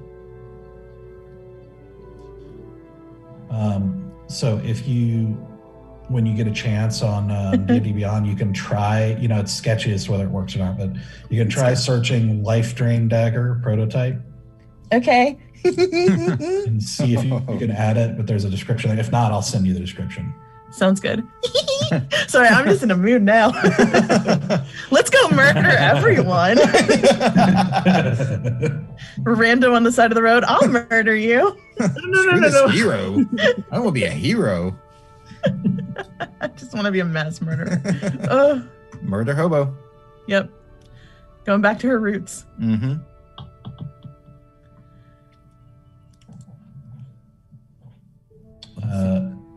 So Seems like we have weapons. We have a new ally. We have all these things. Now we just need to put together a plan. Mm-hmm. And Any takers? Planning is not something we are good at. No. I turned to Asura. No offense, but I just figured you would know his mind a little better than the rest of us. There's like no chance that Kotok is coming out of that hideout, is there? Not if he fears for his life. No, he's absolutely mad, so I'm sure he would like to lure us inside, which is exactly what he's doing. Because if he fights on his own ground, on his own terms, he is in charge of the playing field. What if, like, one of us went out there and, like, just taunted the mess out of him? Would he come out for that? I don't think he would come out, but he certainly would send out somebody he trusted. Or at least someone who was expendable to him. Which, based on the information we've had thus far, everyone is expendable to him, so long as he survives it. I have a feeling that, what's her name? Is it Otha? Otha? Yeah. If she is still around, though, you recall that that person was not familiar to another individual we had conversations with. If it is not her, it is another bodyguard. Right. Mm-hmm. I mean, that might at least help us before we go inside to take down one less enemy. I mean, every murder counts at this point, I guess. But I don't think it will be that easy. I don't think we can just lure someone out, stab them, and then go, okay, we're coming in now. I don't think it is going to work that way. Either we're going to have to sneak in. Okay. And we're going to have to be smarter about handling the traps and things that are around to find them. We're going to have to fight on their soil, on their terms. I was afraid you'd say. We need to go get Kiri. And I'm sure we can sit here and we can talk and develop a plan. But I'm sure regardless of what we come up with, Asura's going to run off. Bear, you're going to touch something you shouldn't. Easy, you're going to hit Valen with a spell. And I'm going to, like, punch somebody in the face when they're only trying to talk to us. It's just what we do.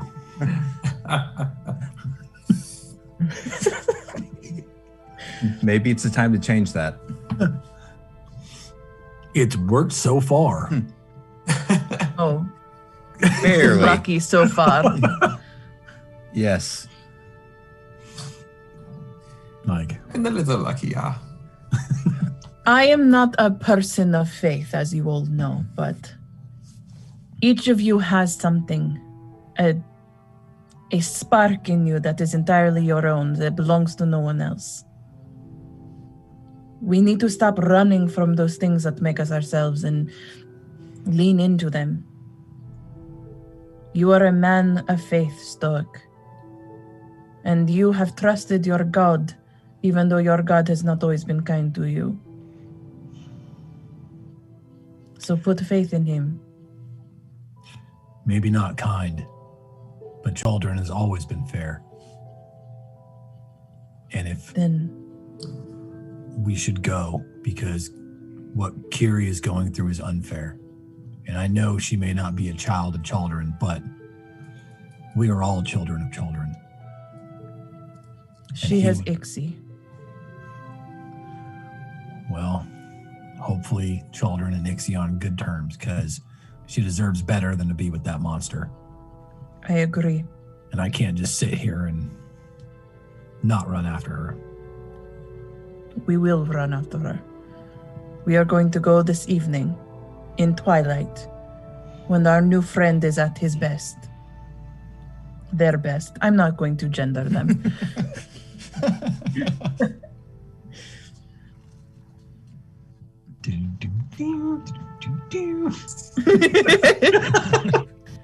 Sorry. Songs in my head. But that this is going to be the hills that we die upon. Let it be with people we love before then. Bear, I know that you and I have a rocky relationship when it comes to trust. But you are a strong man, not just physically, but in your convictions. And though I have made you doubt those convictions, I need you to put faith in your training and in your oath, for it is going to have to guide you into these unknown places. I just, I'm a little lost for words. Just like pull myself together, stand up straight, just like salute. And Easy, I think you are a mystery to me. You are both chaos and order in one body. But you show forgiveness in a way many don't. And unlike your kin, you are kinder and more generous of empathy. Probably even for you. I'm sure they were not kind to you either.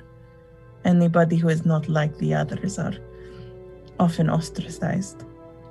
But you are smart. Smarter than we give you credit for. I think we assume you're always going to act like an idiot, which we have enough evidence to at least, have that backing up. But intelligence is subjective.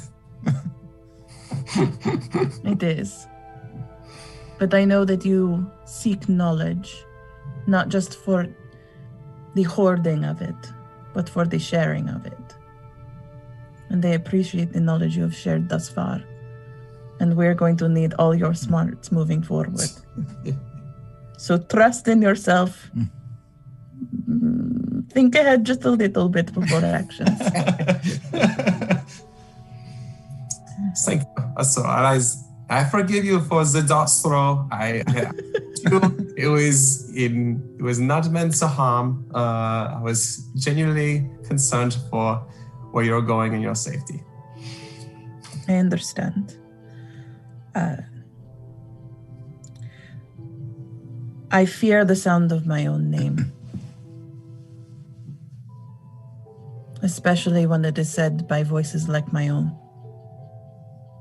I left Al Raqqa for a reason, and I have never been back since. It startled me as all. And I apologize for the throw. Turns out, I wasn't a good shot. I'm very elusive. And I touch my necklace that he made for me. The one that says forgiveness, right? That's the one it was, or redemption. Yeah, was it forgiveness? Yeah. And then I turn to Easy, and I grab him by the hand. Not Easy, to Valen, and I grab him by the hand, and we are in this together now. Till the end. You will find your dragon.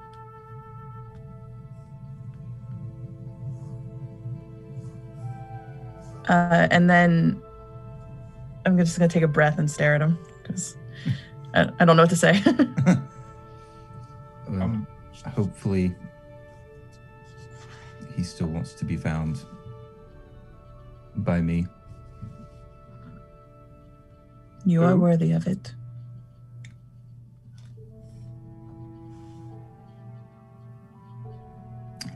Thank you. Before we go, there is a part of me that you have only seen a little bit of. But she will be out in full swing when we get in there. She is ugly and cruel and takes pleasure in pain of others. I have hurt many people in my life, killed many people, tortured them. And I will have to be her again to survive this place we are going, to survive this person we are seeing. I hope you will not judge me too harshly. I'm gonna walk up to you. If you have shown us anything over the past weeks, months that we've been traveling, it's that you will always come back. You will step into darkness, and we will worry, and then you will come back. And you have shown us too that when you step into darkness, it is for a good reason. I know you don't enjoy that step. I know you do it for others. I don't wish that you step into darkness, but I know sometimes you must. And I know that we'll be here for you, and I know you will come back to us. I'm gonna step back.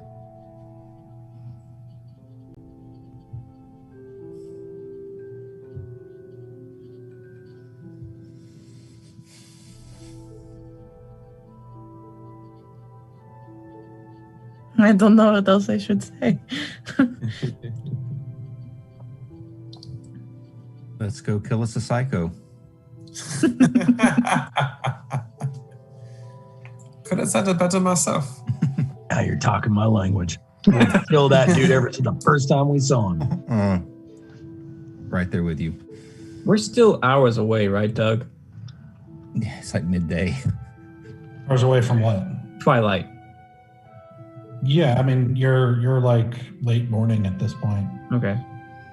If you're going now, it's not that far away. But if you're if you're waiting, then it's however long you wait. Okay. Well, y'all just let me know when we're going. I'll be outside.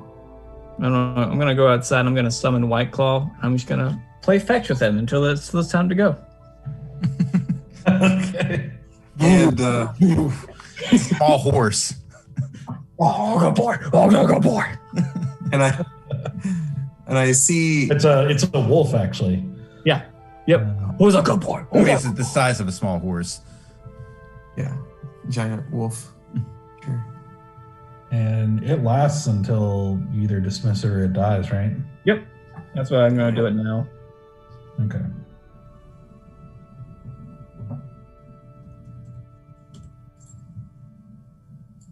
Okay. Cool. Okay. So as you guys are you guys going now or are you waiting? Oh, no, wait. The fox said twilight was when he felt like he was most, or they were most. He said that was his favorite time of day. You asked him if he liked light or dark. Yeah. So I thought that meant that twilight was the best time for the fox. No, he's just being a cagey fox. Melodramatic. Pretty much. What did the fox say? I mean, somebody had to do it. Still how to say it. Yeah. Stokes just gonna pace. Just sit downstairs and just pace. Like, For clarity, that wasn't really what he was saying though. Like you just asked him if he liked light or dark. He likes twilight. Well, I was trying to be poetic, okay? That's what Orakans do. They're poetic. Uh-huh. Likes the thigh piece of a chicken. Okay. So you're waiting? Yeah, we're going to wait till twilight Mm-hmm. Okay. to go. I'm gonna walk over to the blinds and close them all and go, look, It's dark. Can we go? And then continue pacing. He's super impatient. I think I'm also holding out hope just a little bit longer that we'll hear from Hadressa before it gets dark. Mm-hmm. Kind of the same way. Right. Like, I'm just hoping, I'm hoping more than anything that we have like one more person or opportunity or information or anything. Because Asura has put her faith in Hadressa in a way that is probably going to bite her in the ass. But like, she's, Asura has put a lot of faith in Hadressa to deliver. Okay. So as the party is waiting till twilight before they head off to try and infiltrate Kotok's hideout once again and hopefully face him this time and hopefully rescue a Sister Kiri who is hopefully still alive by the time they get there. It's a lot of hopefully. Please. Probably was this morning. Okay, listen. Oh, man. All right, so as the party waits, that's where we're going to take a break. All right. Oh, man. It's about 10 minutes. Yep. Yeah. Take about 10 minutes, give or take, to get drinks and whatnot, and then we'll be back for the rest of the episode here. All right. See you soon. See ya. Thank you.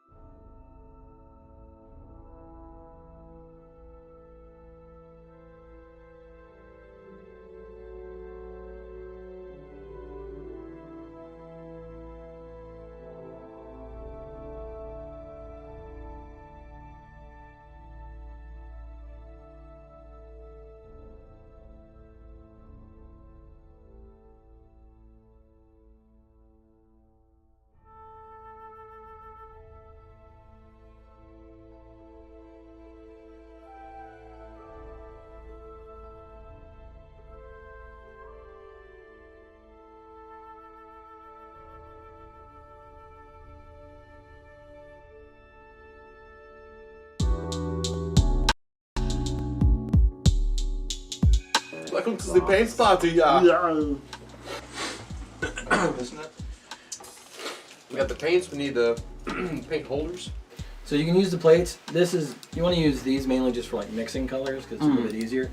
Just dab it off of the cardboard. Yeah, it's 10-4. no big deal. Or I have some cups that I brought extra cups for that and for cleaning. And the good stuff, Mineral spirits. which we'll have to get a cup of that to clean off brushes. We'll probably want paper towels for everybody too. If I can use my Jedi mind powers. Alright, can you get the cups? Chicken out of cups. Today's Barnes. Mr. Walkway, leave me to the building. Fuck you. I'm literally using your sister's art as my reference guide. Oh yeah. Because she killed it. She killed it. Speed. For speed, that's amazing. I don't know.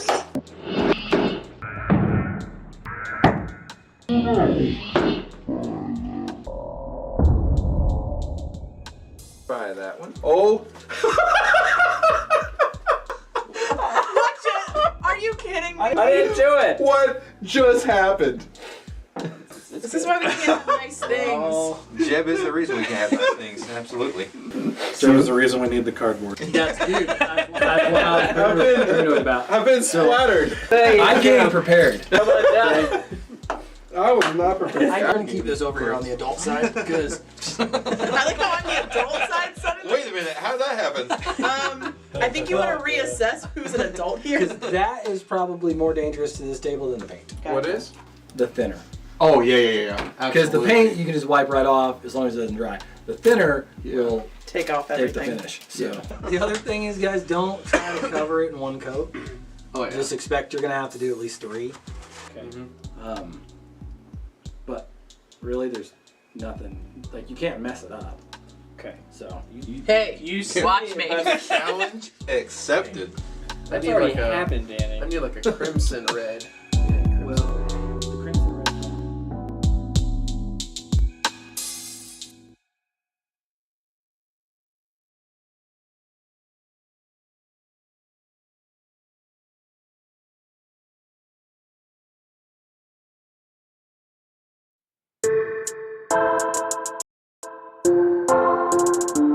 And also with the washes, whatever, go a shade lighter than you're gonna finish with. If you plan on using the poly shade, go 2 shades lighter because it's gonna darken up the color. I was gonna do blue, crimson, and purple for the cloak. We're all gonna be purple. I love it. I'm not. I'm gonna be. I'm blue. I say I'm not purple. I'm blue all over me. You're blue. Gabadita. It appears that I blew myself.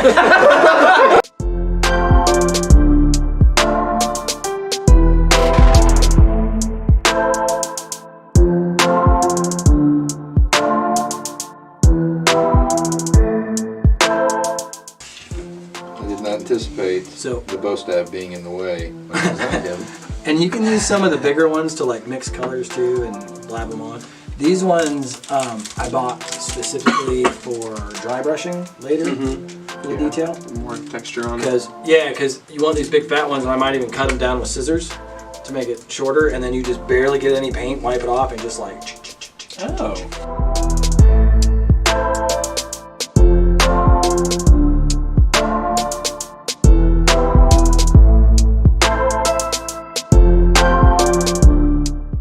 I used to paint for a living, not like this. Wait, what did you paint for a living? I was a house painter for a couple of years, but that was after I stopped working. I was a government contractor and I painted aircraft and like met generators, and so I can do like actual auto body paint, and then I can as well do like faux finishes and latex paint and stuff like that. Awesome. Wait, so you can do Autobots and Decepticon paints? That's all I heard. I can do atomized and airless paints if you want to get really specific, and stains and. Sounds like it was a transformative experience. So hop on to happyactionfuntime.com and contact us today. Do you need Tune into the Everwind Chronicles for jokes like these. Keep you in stick Top shelf.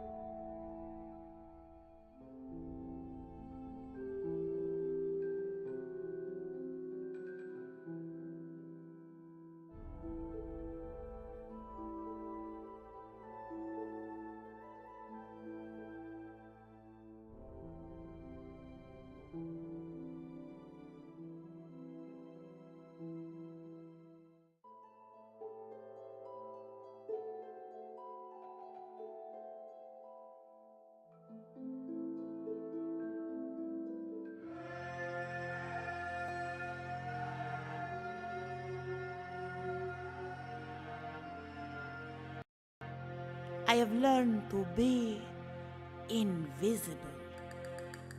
Invisible to those who have something I need or want. Invisible to the guards. Invisible to my enemies. I have even accomplished something no thief before me has. I have become invisible to myself. For I cannot bear to look at my own reflection. But is this all there is to me? Is my invisibility simply matching the hollowness I feel inside? I have to know who I am. I have to know if redemption is possible. So I will use all my power to seek that which terrifies me the most. To truly be seen.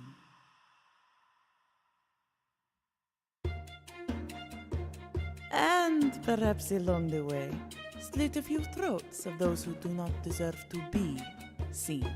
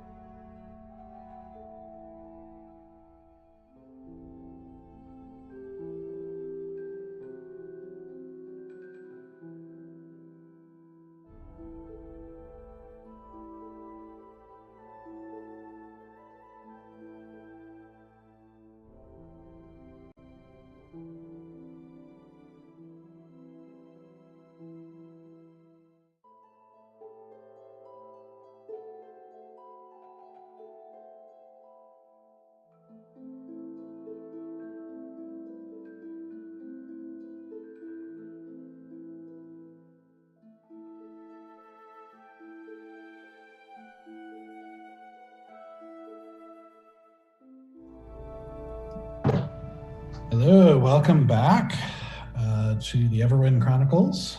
As the party has been kind of hanging out all afternoon, trying to wait until till the sun sets and twilight, so that they can start moving to moving toward destiny. Is that what we're going to call it? But whose destiny? To their confrontation with Kotok. So basically the day progresses as you guys just kind of, right. hang out all day. And yeah. Oh, sorry. Go ahead. I don't know if you're asking me something. I was just going to say, all I'm doing is I'm going to let Briar and White Claw get to know each other as best they can while we're waiting the day out. And I walk up and I see the happy, mingling happening. It's like, I have my also companion that could join us.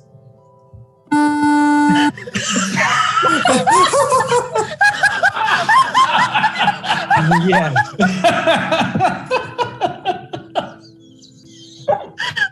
It's a seagull comes flying in. Okay.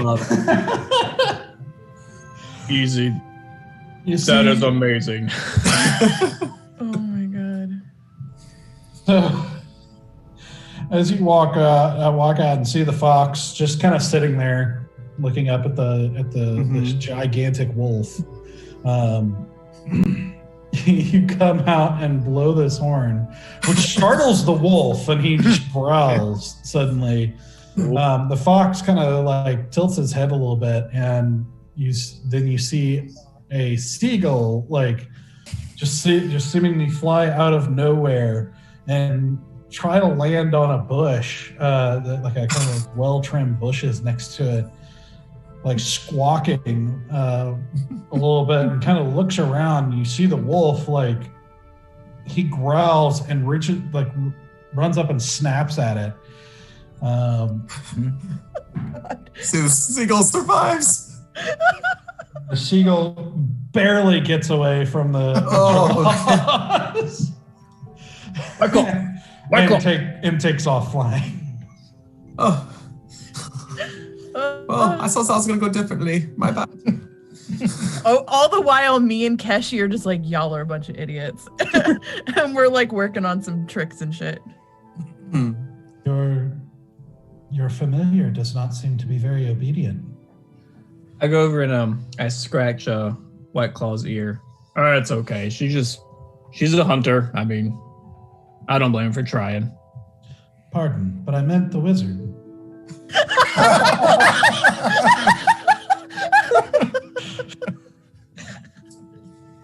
Aren't you this sly fox?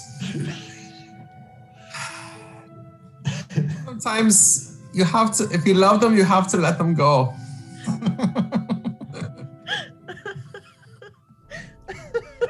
I see. Easy. I'm so sorry about your seagull. I hope he or she will come back. Oh, I have like 100 of them. I can call upon. It's okay. Oh, like a seagull army. A whole gaggle. That could be beneficial. That could be fun. Mm-hmm. Curious, how did one come into possession of such an army of seagulls? See, one doesn't merely control a flock of seagulls, especially when they're being chased by the wolf. You have to run so far away. I see.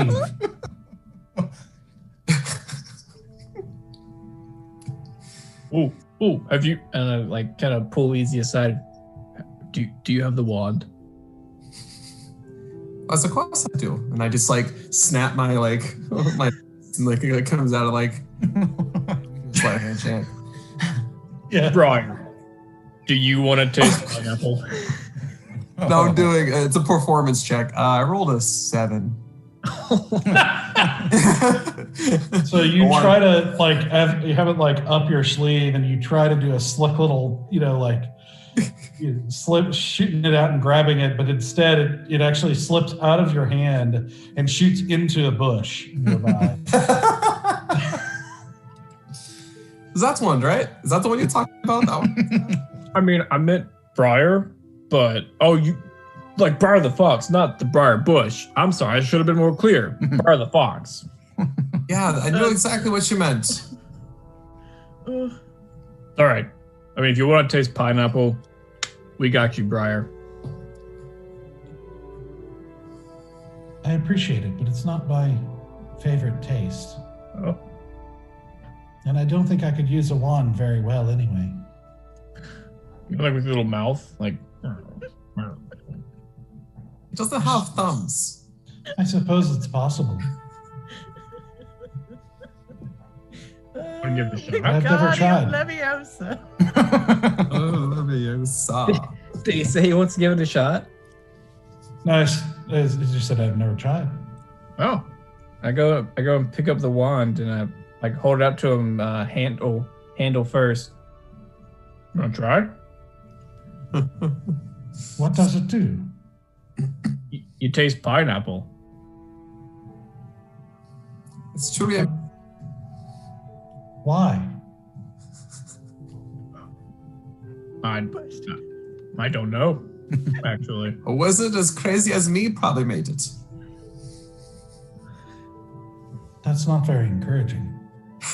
I love this fox so much. Savage. All right then.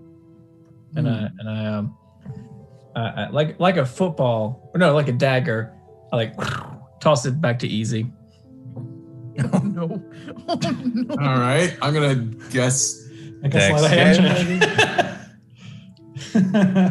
That was a little better. I rolled a 13. You like basically it's like you kind of toss it around for a second, but then you manage to get it. I drop my pocket and I drop it in there like meant to do that. Thank you, Bear. You're quite welcome. Thank you for the seagull. That was quite fun. I'm glad that your wolf did not devour him. So thank you. Oh yes, indeed. Mm-hmm. All right. Well, you quite. Are you ready for tonight? It is time. All right. Me and White Claw, right with you. Would it be possible for me to quickly retrieve something of Sister Kiri's from the shop to like to help with scent? Because the fox said that he used scent well. Yeah, you can try. So you head to his shop and make your way in to the seeing now for the first time the disaster that is in this room. And it takes you probably about 30 minutes because it's maybe a little more because of the just mess that everything is. And but you eventually do find a cloak that looks is it that white cloak where we're like, we should travel inconspicuously? She was like, here's a big white cloak to put on. Exactly. It is a white cloak that is very clearly not something you see Arata wearing. Seems to be hers.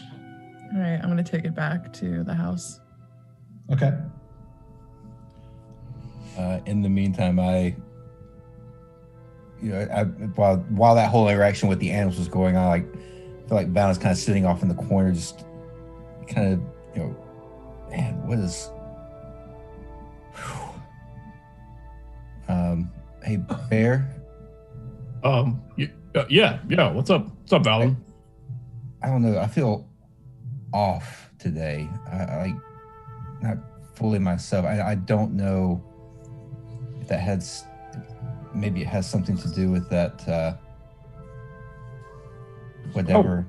Oh, yeah. I caught and broke. Yeah. And you said that you might have something that could help with that. I think I do. Yeah. Can you reach out, touch my hands? Reach out and touch faith. So I take his hands and kind of kneel down, like mutter a little prayer, and try to. I'm gonna cast Lesser Restoration. It says I can touch a creature and either end one disease or one condition afflicting it. Okay, that's Greater Restoration. Lesser, sorry, lesser. Let's hope this works. Because mine says blinded, deafened, paralyzed, and poisoned.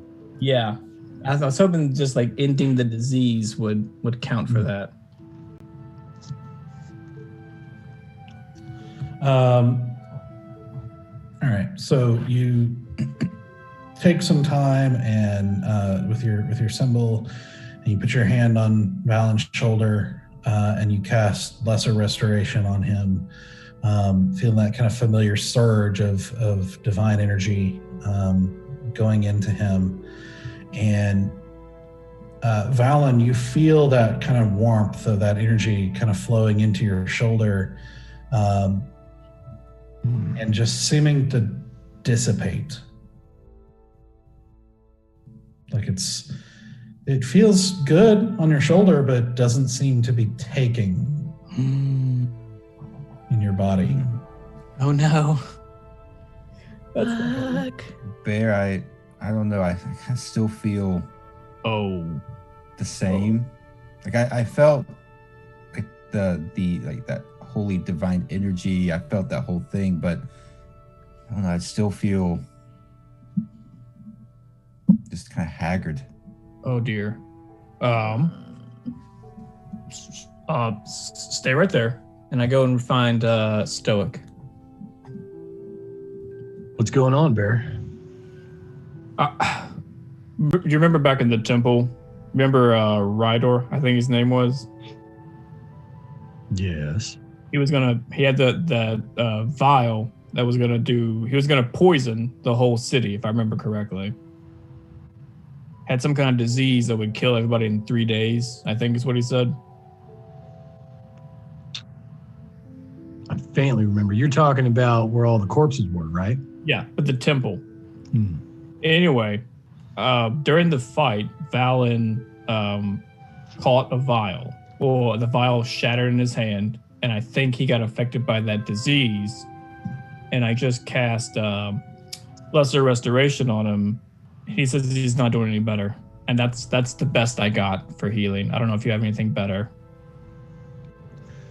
Why didn't you come to me in the first place? Well, I thought Lesser Restoration could do it. All right, let's go take a look at him. And I want what's he look like?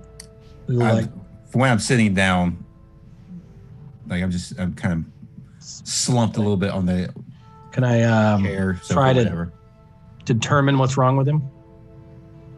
Try. Do a medicine check. 17 plus, I think a lot. Plus 6. Wow. So 23. Yeah. Okay. Well, I mean, he obviously looks drained. Like just something is sucking energy. Like he's just exhausted. Like he's not fully himself. And he doesn't seem to be showing too many symptoms other than that yet. But, you guess that there's probably something peculiar about this if Lesser Restoration didn't work. As you know, Lesser Restoration is one that's used for some of the more common diseases in villages and things like that throughout the world, for those rare few who can do it or can afford it. But if that's not working, there's something kind of different about this disease. Valen, I'm not quite sure what's got you down. It doesn't seem apparent immediately that it's a specific ailment that I've come across. Now, there was a few more holistic cures that the older priests would try when they were at wit's end, and I might be able to make you up a tonic that may not cure it, but it may at least ease the symptoms. Just wait right here, and I'm gonna go into the kitchen. Oh man, where is this going? And I like to find the cook. Yeah, and I is the cook in there? Yeah. Oh, sir, we have a medical emergency, and I need your help. I'm going to need whiskey, eggs, any kind of hot sauce that you have. Oh no! Not pumped over. He's going to die. Dang it. Stoic doesn't know this is what all the old priests used to do when somebody wasn't feeling well. Have any essential oils? We need some ginger and then some ginseng root if you have it. I do believe I do. Well, I don't. I have some pepper. I don't know about hot sauce. Peppers or pepper, like peppercorns or peppercorns. You don't have peppers here of any kind? It's autumn. It's not in season. Pepper's gonna have to do it. And I just start cranking. Oh man! Well, it's peppercorns. You have to mortar and pestle it. So okay, mortar and pestle. Yeah. Going yeah, town. they're not cool enough to have those little like Say Missing when at leg the of Italian restaurant. Say when. Here, so whiskey, pepper, egg, raw egg. Let's see, what else do I need in there? The ginseng root, any kind of medical roots that you have. I might have some. I would think I might have some in a medical kit. Yeah, you probably have some of the basic herbs and stuff like that. Yeah, I mean, I was gonna start putting some ginseng in there. All kinds of good stuff. right. Stir it up real good, and then I'm gonna bring it back out to him. Better warm up that dice for a con save. This is what all of the elder monks would use whenever somebody was feeling ill and they couldn't quite determine what it was. When they got in the sacrament. It doesn't smell very well, but you just have to drink the whole thing at once is the trick. Like swish it around. How does it look? It looks like it has little particulates of stuff in there, and it's kind of like an amber liquid from the whiskey. Yeah, but also pretty thick because of the eggs and. Yeah, it's definitely not quite as thin a liquid as you expect whiskey to be. It's got kind of like an almost milky consistency to it, but still clear. Did you give me like a shot of it, or is it like a glass of it? It's like a double. It's like three fingers. It'd be all right. Okay. So this.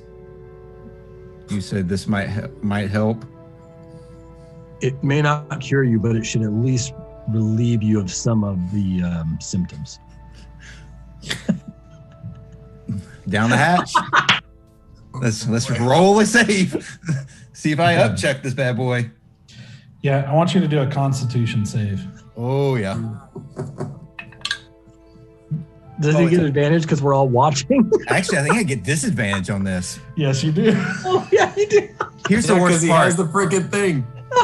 It's cocked, and it's cocked on like a 20 and an 8. Oh. Yeah. Okay, so that's not going to do well. That's a 6 on that one. Oh. I rolled 4s on both of them, so 6. All right. Wow, double 4s. Yeah. So you down this thing, and the first thing that hits you is just the kind of blast you in the face with this kind of strong whiskey, which you're not much of a drinker. No. So this is not the kind of thing you're used to. Yep. So you feel this burn and this, like you got socked in the mouth with liquid, followed by a different kind of burning as pepper is suddenly just burning your mouth with this bitter sweat. burning flavor. Yeah. Valen's starting to sweat a little bit. As you try to clear your mouth, you just get this weird eggy aftertaste. And, this raw egg aftertaste, and you just, it's all too much, and you vomit all over the floor. Yeah. Oh my God. Stoic, what did you give him? It helps cleanse the body of the ailment. I don't know if it was in there long enough to have an impact. Oh, I think I feel worse than I did before I took it. Well, that's not the way it's supposed to work. Oh, that's not good at all. I'm gonna go lay down for a little while. Yeah. All right. Yeah. Take a short rest before we head out. Yeah. Which will be soon. Yeah, I think this is how bad it is. Val goes to his room, not outside, goes to his room and just like on the bed, face plants. So I'm gonna pull Stoic aside. I mean, not really had to, but I guess we're like the only ones in the room right now. That's not good.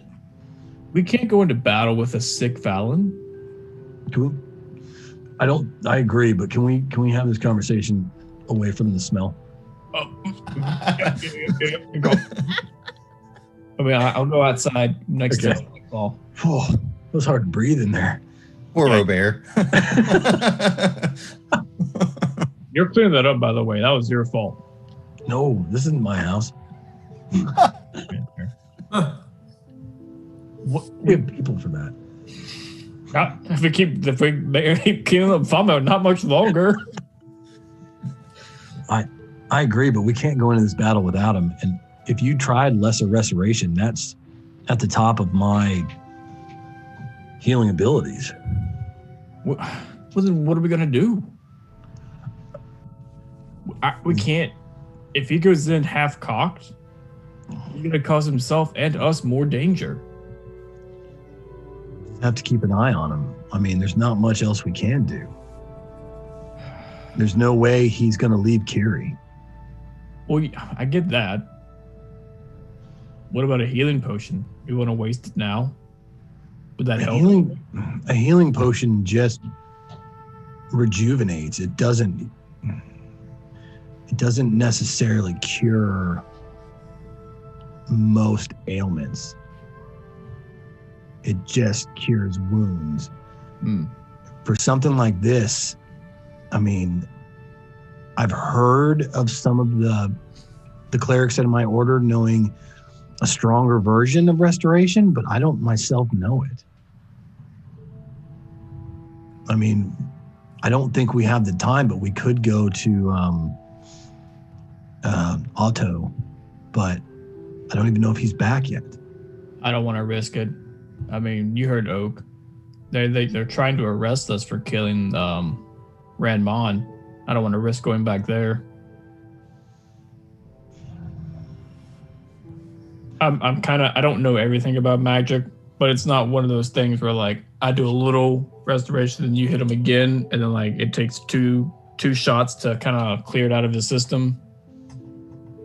Not typically. If it's usually when you cast restoration, whatever ailments it can fix, it will.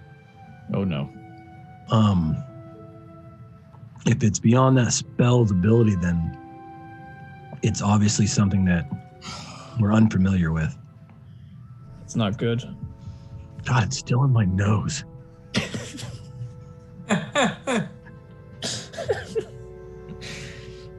I don't know about giants, but us orcs, sense of smell is dangerous. I mean, with a honker like that, I could imagine. That's why I grew the facial hair. I thought it was helping. I guess not. That's the Goliath. Yeah, no kidding. I'm proportional, though. Proportional. Oh, that's funny. I wish we could do more, but at this moment, I don't think we can. Is there like could we pray to Chaldron if I prayed with you? Would that help? Maybe, but not if you don't. Not a follower of children. I can pray to children for answers, but it's narrow. He only helps me with short-term decisions, like, are there people behind this door? Should I drink this or not? I can't. And he answers me with feelings more than words. Asura hasn't told us about the apothecary, has she? No. I mean, I know somebody came. You guys know there's an apothecary in the city, but you don't okay. really know any of the details, the interactions that have happened there. Gotcha. I feel like And some I of us forget who went was with with me her. when I went back to see Palessa the second time. I'm pretty sure I was with you. I was at least me. I thought all of us were with you. I don't think I've been yet. Yeah, I do think, there was a second time where there were multiple people. I don't remember exactly who. The first time when she was rescued by herself, obviously, when she was drugged there. Then, of course, this last time she was by herself. But you guys know there's an apothecary, but that's... Palessa's my friend.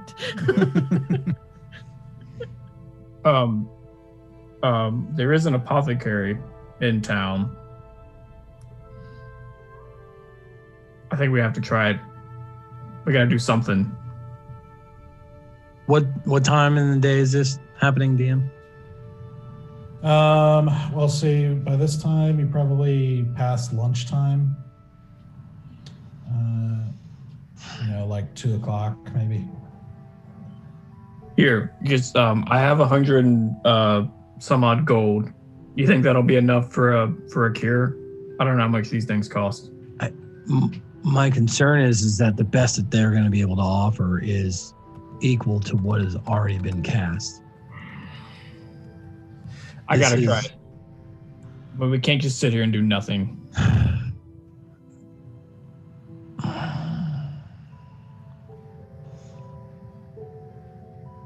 Let's go talk to Valen. I gotta try it. Like, what are we gonna talk to him about? What is he gonna say? He's still feeling sick? Well, it needs to be up to him if he thinks he's up and able to fight or not.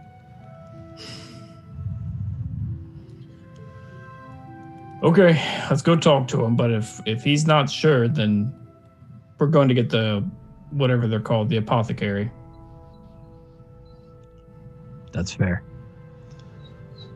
Let's go wake him up. I send White Claw in there to lick his face. That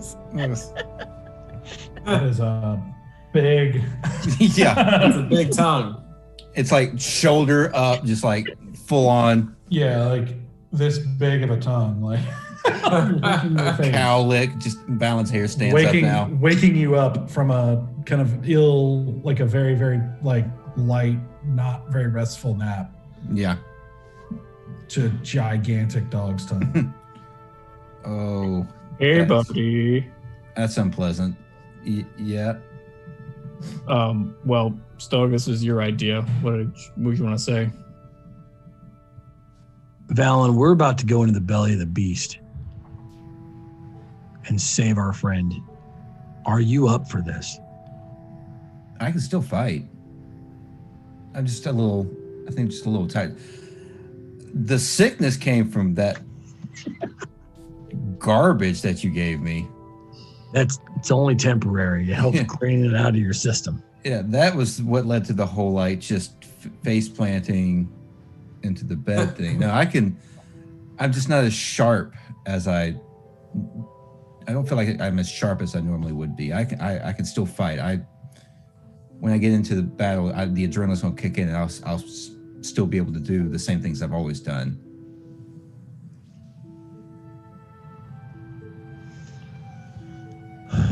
Do you feel better, Bear? Sorry, what now? Better? I said, do you feel better? I mean, a little bit. We all need to be on our A game, though. I mean, having the fox and having the potions will help, but I still feel like if we're not all 100%, then it might be all for naught.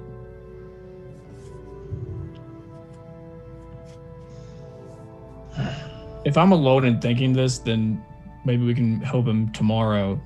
But I just really feel like we need to get him back up to speed, now. That would be preferable. All right, perfect. I'm gonna leave White Claw. I'm gonna run to the apothecary because White Claw I can sense her within a mile. So if y'all leave, I'll know. All right. I mean, should I maybe go with you? Oh, he's gone. Okay. I'm fine. Stay there, guys. So you're going to the apothecary, is what you said? Mm-hmm. Okay. For the sake of time, you go and talk to her, and she's not really able to give you much more than, she says if a lesser restoration spell doesn't do it, you're going to have to seek something more powerful. Mm-hmm. And she's just she didn't have anything like that. So is there nothing she can work on while we battle that she can have ready tomorrow? She said, she's got, some stuff for treatments of certain symptoms and things like that, but nothing, that this obviously seems like something more intense than your normal sickness, and just seems to be beyond her skill. Okay. All right. I'll come back to Eldergate with with that news. Well, then we figure it out tomorrow. We'll find somebody to take a look at me then. If we can survive till tomorrow, I have some ideas that we may be able to try out, but if I'm just randomly trying stuff now, it's going to put 2 of us out before this battle. No, don't do that. I'll be fine. We'll figure it out tomorrow. We have something important to do tonight, and I will give it my all. And we'll figure it out tomorrow. That's fine. All right.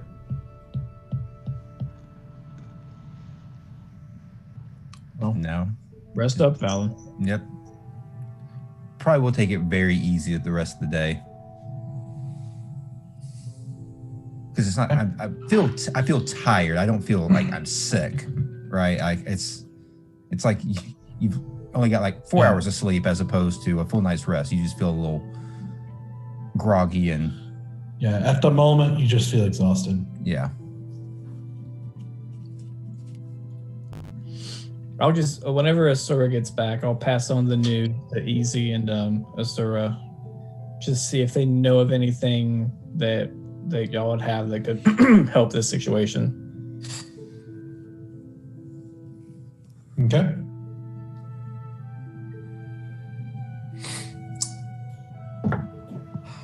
It's not a lot that I can do. It sounds like he could have something that involves maybe dispel magic. I do not know that one, but if someone we come across does, that's the only.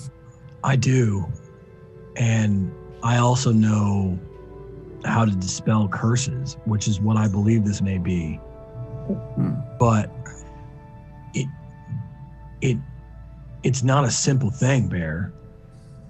If I do this, it could be the difference between life and death for one of us in a fight. It's true. It's a gamble. Listen, where I am from, you just rub sand in it and call it a day. So if Valen tells me he's good, I'm gonna take him at his word. Okay. Valen can do this. Okay. Let us focus our energies on Kiri.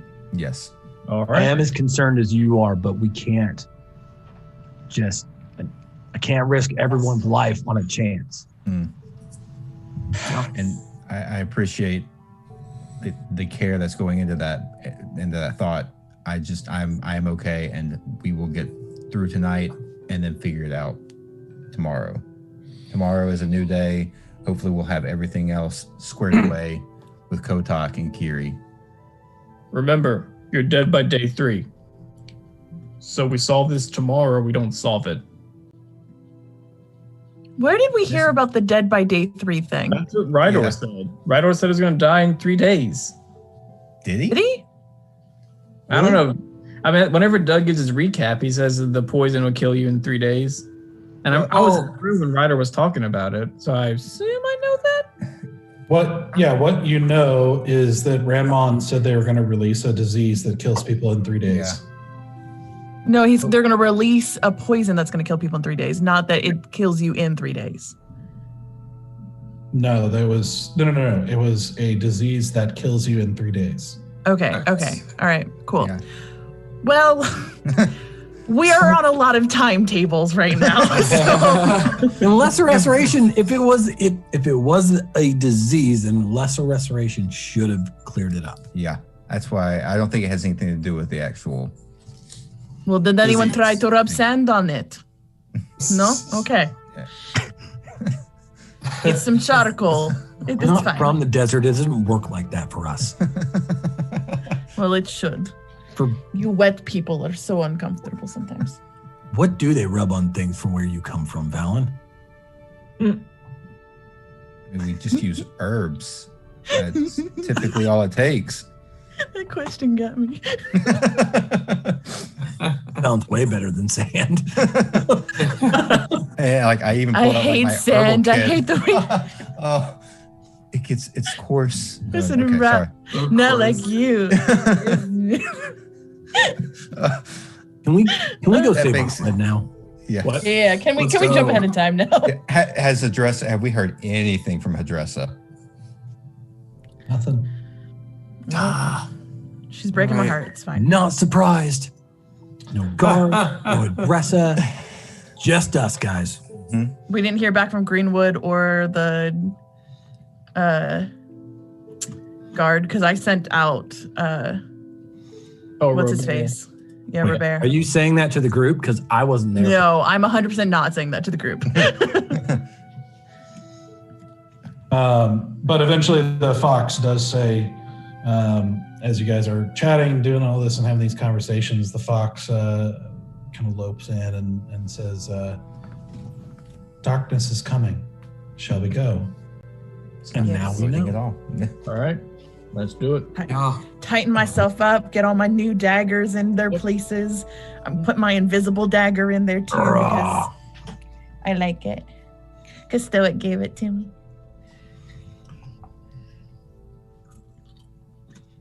All right. I want to take my green ring and put it on the necklace with forgiveness and tuck it inside my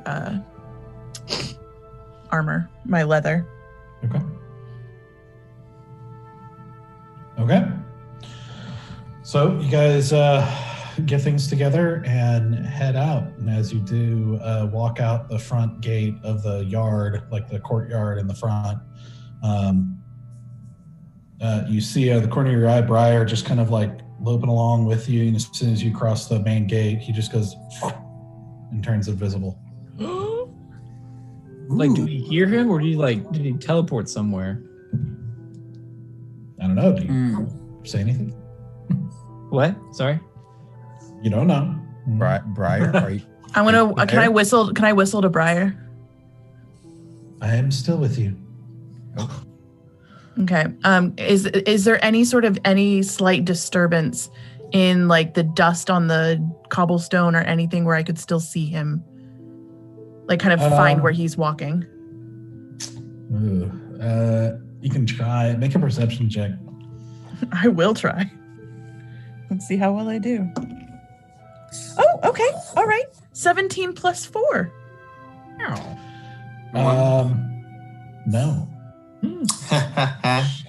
I'm gonna. Me. Okay. You Well. must have one of those magical walnuts. All right. Well, then I'm gonna go into stealth and head towards where we know the hideout is, and I'll keep a close ear for the fox to let us know if we're changing directions or anything like that. Yeah, okay. As far as you can tell, he just kind of is there with you guys as you guys travel. He's just invisible. Okay. So you guys make your way through the city, and you notice it's a little bit colder than normal tonight. It's just seems as it's getting, as autumn progresses. This is kind of the first colder night that you guys have seen of the season so far. As it gets a little bit colder rapidly as the sun continues to set as you make your way through the city, down to the Barrel District, where the entrance to his hideout is, and you make your way to the entryway to that sloped alleyway that seems to lead to a dead end, and you do see a couple of beggars sitting outside in that alleyway still. What do you want to do? I assume you're up ahead of us, Asura. Mm-hmm. I don't know if we see you or not. How many beggars? 2. I just, Stoic, do you want to maybe take care of this? See if we can do this without killing them? Sure. All right. And I just strut right out. Right up to the beggars. I'm like right behind Stoic, by the way. I'm right with you. I'm definitely stealthy, keeping an eye at the corner. I am not making myself known. I'm hanging back. I'll be right behind Bear. I'll keep White Claw. I'll keep White Claw with you, Alan. Oh, okay. I'm probably leaning up against White Claw a little bit. Okay. So you guys walk up to the beggars, and one of them just kind of looks up at you with his kind of narrowed eyes, and is like, "What's he looking at?" So I want to eye them as we're walking up. Do they seem scared or on watch or? Well, they definitely seem to notice you as soon as you walk into the alleyway. He's hard to miss. He's now eyeing you and kind of like, "What you looking at?" I'm not looking at you. I'm looking for someone. Well, is it him? He nods to the other beggar, who just kind of shakes his head. He's like, "Well, I don't think they're here. Piss off."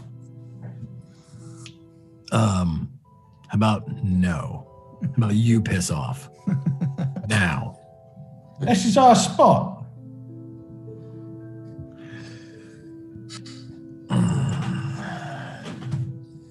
What kind of priest begs anyway?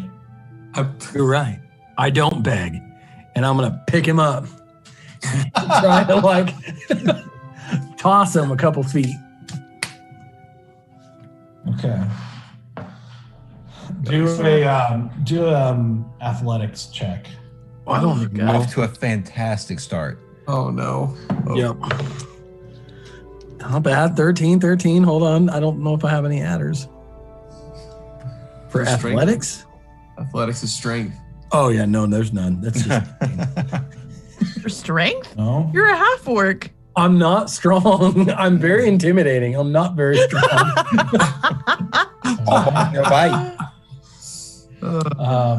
So as you reach down and grab him and pull him to his feet, he's like, "Oh, who do you think you are?" And he actually takes and shoves you back a couple of feet, with strength you didn't expect. Oh no. From Okay. the guy who's kind of gambling looking. That's what I'm sizing up. All right. I put my hand on Stoic's shoulder and I go, "Stoic, I got this. Here you go." And I flick 2 gold coins, right? One to the one beggar, one to the other. I said, it'd probably be wise for you lads to go out towards the streets and hang out there for a while. Keep the alley clean for us for a little bit, okay? We're renting it. We're not going to keep it. Seems like he kind of looks at the coin for a second. He's like, "Seems like this spot's pretty good. I think we're happy here." I told you all that weren't regular beggars. So to not, that's why I don't care. Yep. All right. So,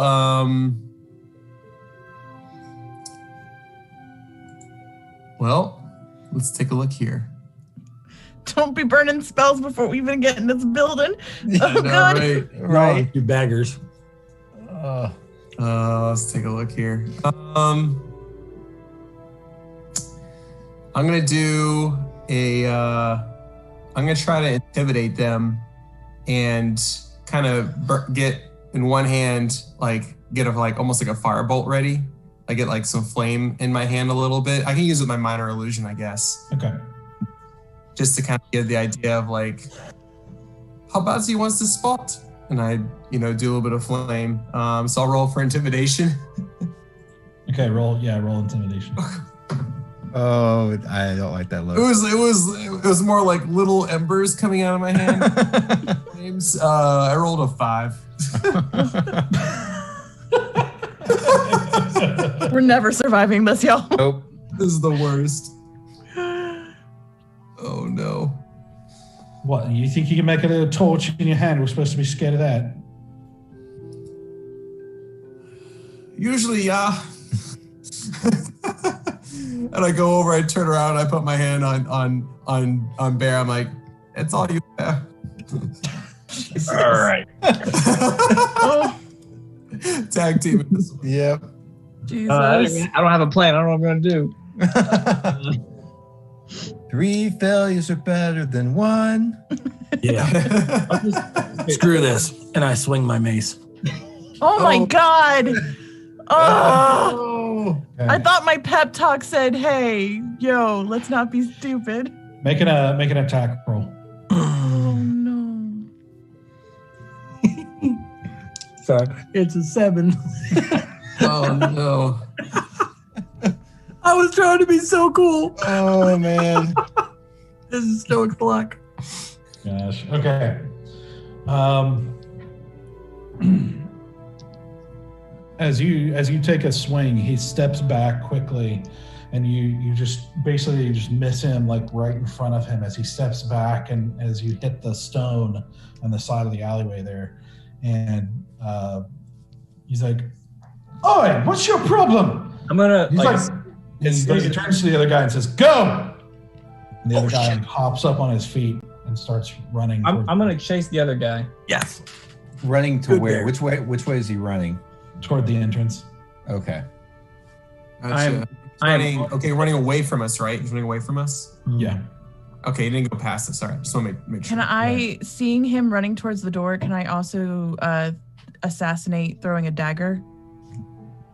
You can try. First roll a stealth check. Because you said you were stealth, but I never made you roll. I'm so glad you guys got my back. Yeah, that is a 20.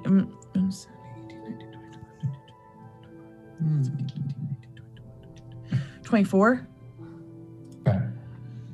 I can math. and at the sound of Stoic's mace hitting the concrete, I'm running over there. Okay. So Asura, roll an attack on the guy. Okay. Which dagger are you throwing? Just my regular dagger. Okay. Okay, 14 plus 5, so 21. That hits. And so that's going to be, because it's a hit, it doubles. And then it's also sneak attack because my friends are nearby. Correct? Yeah. Sneak. Yeah.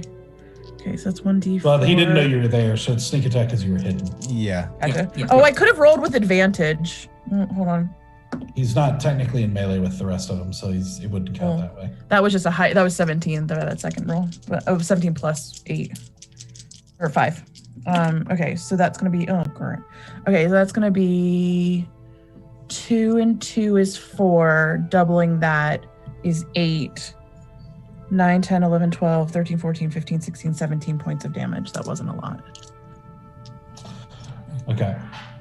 Small beggar it might be. Can I attempt to once I see this dagger, can I attempt to shove him to the ground?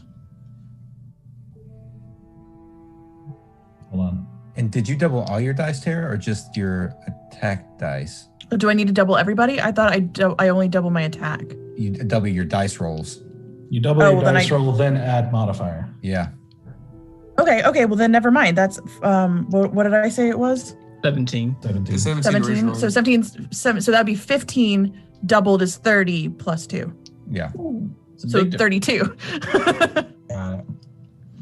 I forget that's how that works. I'm always like, no, but the sneak attack. Man, that seems awfully low. Yeah. That's why I was like, oh, that really sucks. But no, that's 32. Okay.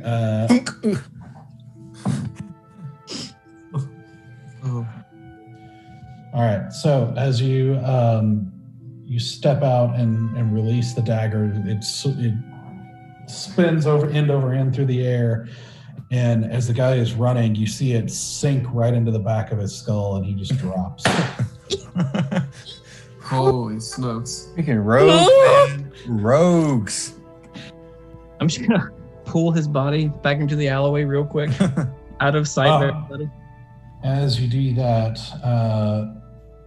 let's see, Stoic, you're right in front. The guy in front of you, he pulls out a dagger and makes 2 quick attacks at you. Good. Good. So the first one is a 19 to hit. Ooh, that actually is. Oh no. The second one does not hit. So That's going to be...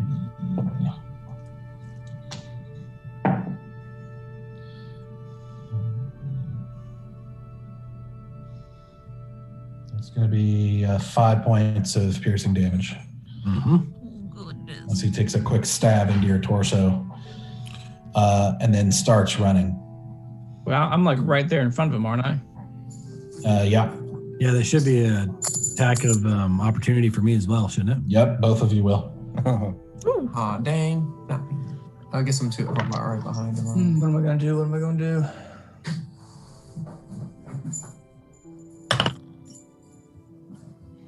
So I rolled a 15. 15. That hits. So as he comes to me, I'm gonna like just elbow him to try and like knock him down. Okay. An arm strike. Yeah. Are you sure you want to do that? You can do unlethal. Grapple? Huh? You can do What? unlethal and grapple him or something. One more time? You could do grapple or you could do unlethal. You could hit him with a weapon to incapacitate him rather than kill him. Okay. Right. I will. Yeah. So I'll take out my hand axe and with the blunt end, like around the noggin. Okay. So that's So roll a normal attack with your axe. yeah. That's still a 15. Uh-huh. And so that would be only it's only one more than bludgeoning anyway. It's a 5 damage. Okay. So you take a whack at him and you hit him in the shoulder and he kind of grunts but keeps grunting. Stoic. I want to try and grapple him, but I don't think I hit because I rolled a 13. A 13. Oh yeah, he nat 20. So that's he you don't even like touch him. He moves faster than you think. And Can I throw another dagger? well, Valen and easy. You're gonna get I guess I can try. Yeah, I could try something. How far away was I by the time that happened? I'd say about 30 feet. Okay. 30 feet. Okay. I'll take a shot with the crossbow. That's really all I got. Okay. Roll an attack. I'll let you take your turn. Yeah, I'll do it next. That's going to do it. 14. That hits. Oh, okay. I barely missed them. He's got my armor on. All right. That's 11 points of damage. 11 points. Okay. Okay. All right. And so you whack you hit him right in the like middle of the back behind him, and you see him kind of stumble a little bit as he in grimace of pain as he keeps going. all right. And I am going to cast Ray of Frost. Try to hit him with that. Okay. All right. That's 7 plus 12. That's a 19. That hits. That hits, and he takes 2d8s, and he's slowed and reduces his speed by 10 feet. Nice. Time to use it. I was like, it's like, what time can I use to slow somebody down? This instance right here. All right, let me roll my 2d8s.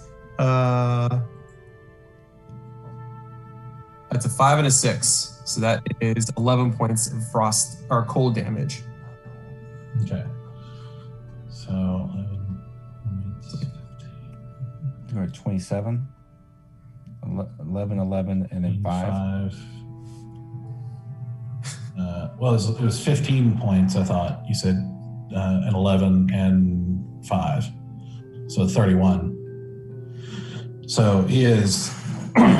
so as you blast him with this ray of frost, you just see frost suddenly form all over him as he like turns a bluish shade, and he clearly slows down, and he looks extremely rough and definitely moving slower, but is still just kind of limping, trying to move forward. So I got an attack of opportunity. Can I take like another attack that's not opportunity, like a turn? Well, first, he is going to whip around and toss his dagger Let's see, Barry, you're the closest. At you. That's a 14. I don't think that's going to do it. Does not.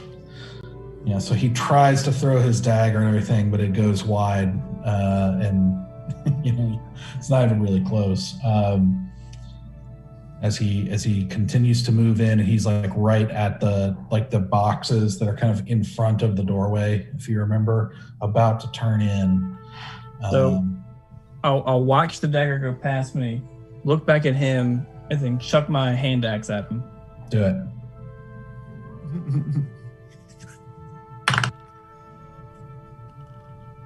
There you go.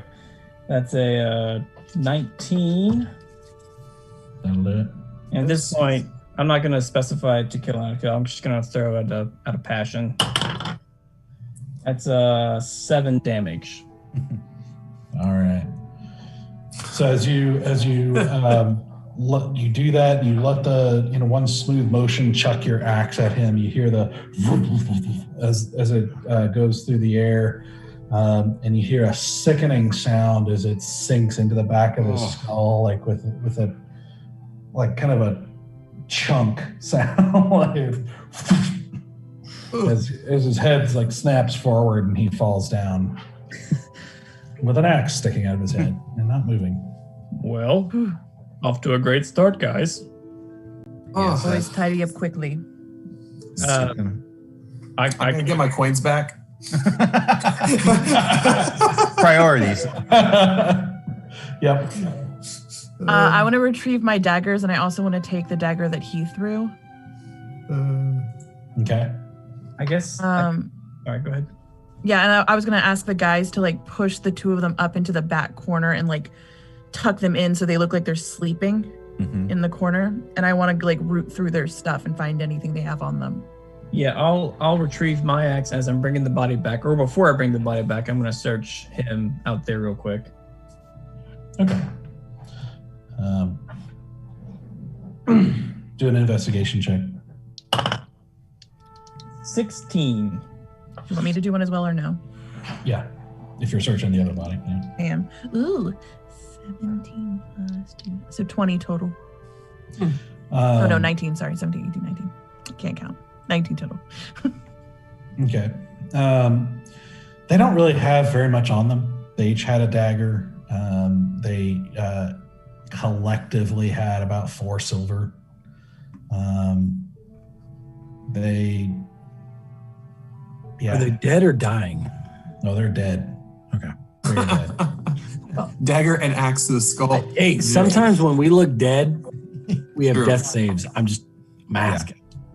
Yeah. Fair enough. Also, we have now let a necromancer out of our sight twice because he died 2 times. So Yeah. It will never not be funny to me.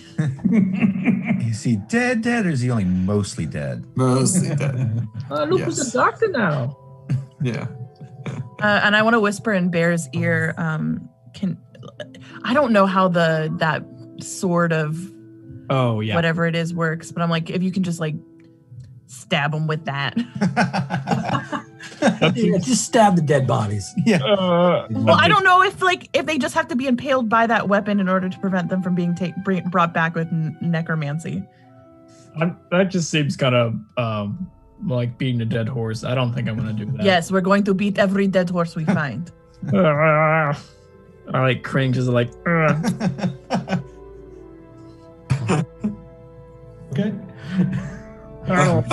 You stabbed 2 dead bodies. I don't like that. Oh, no. Okay.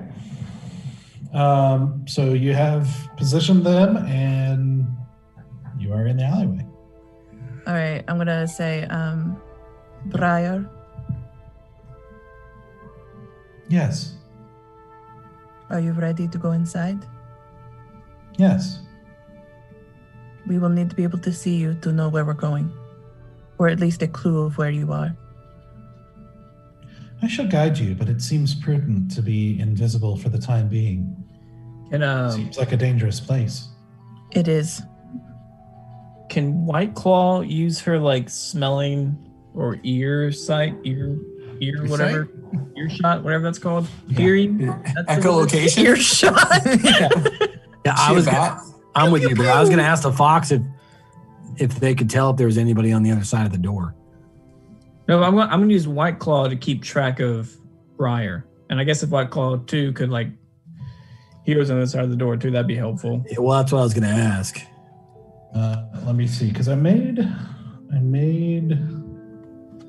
White Claw's stats. You did, but I can never, get it. Yeah, it's not very... D&D Beyond is sometimes not very... companion-friendly. Cooperative to things like that. I mean, but if they want to sponsor us, we'll only say lovely things about them from this point forward. Absolutely. Oh, no. And this sounds like I'm retracting. I mean, don't get me wrong. D&D Beyond has been life-changing for me. Oh, yeah. Huge fan. But the creation of custom items needs a little bit of work. And if you want an expert in UX to help you with that, I can.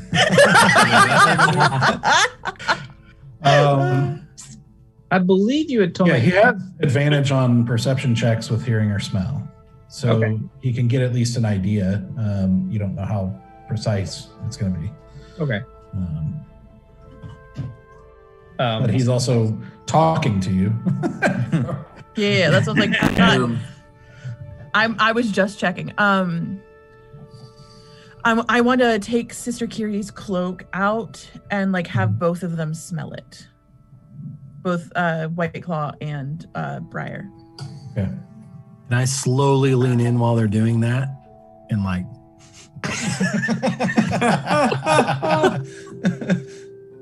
I'm a half orc. I have really good smell. I just want to like... Smells like luck. Okay. Why do not sniff me like that? Brings a whole other definition to follow your nose. You do get no, not like that. You do get the faint smell of lavender. Okay.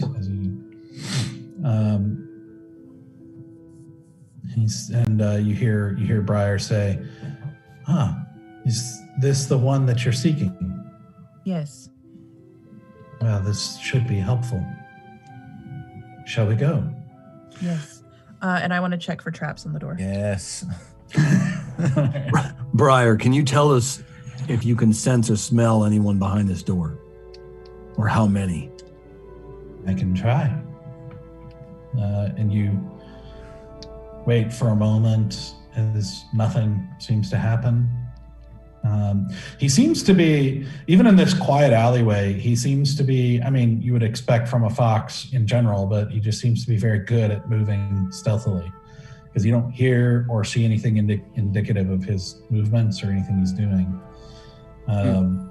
But you hear after a second and says, it's hard to tell without seeing, but I don't smell any immediate presence. I do smell the remnants of people passing through here quite a bit. Quite a number of people have been through here. Mm-hmm. Yep, we're about to go into a trap with a lot of people. Okay, what am I rolling for a trap check? Some of them do not smell very good.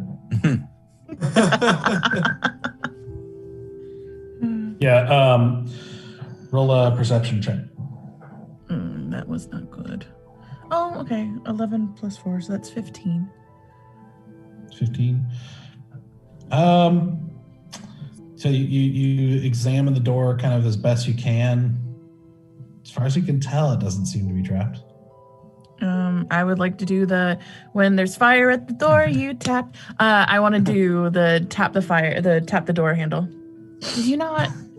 Did y'all not have to take that thing where they were like had that bus outside the school and you had to do like a fire drill, but like they literally put that smoke in that bus and you had to crawl your way out? Yeah. We used to do this. I cried the first time because I was too scared to move. But they did tell me to touch the doorknob to make sure it wasn't hot. No. I never do it either. I would like to turn the knob to see if it's unlocked. Yep, you do. It's not hot and it's not locked. Okay, I'm gonna real gently hold open on. the door, and when I open it, Wait, I'm hold on, behind hold on. the door. Before as It opens in. Oh well, then I'm not walking through as I like push the door open and like stay to the outside of the. Got the crossbow ready just in case. I got it. Yeah, I tell all the boys get ready before I open the door. As a rule of thumb, I'm gonna send White Claw into every open door first. Gotcha. Okay. And murder your dog. I'm sorry, like you'll come back, but you guys might not. All right, I'm opening the door, but I'm staying outside the frame. All right. Sorry, White Claw. I'm really sorry, but do you mind going first? And I motion her to go ahead first. And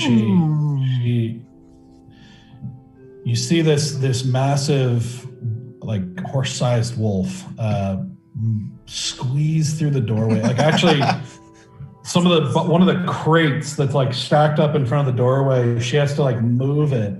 Like, and you actually see one of the crates like falls off, with a crash into the alleyway as she like muscles her way in, squeezing through this small door.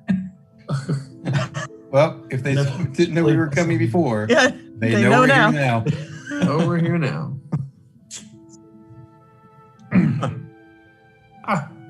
Everything's fine? There doesn't seem to be anyone in. And I'll go in after her.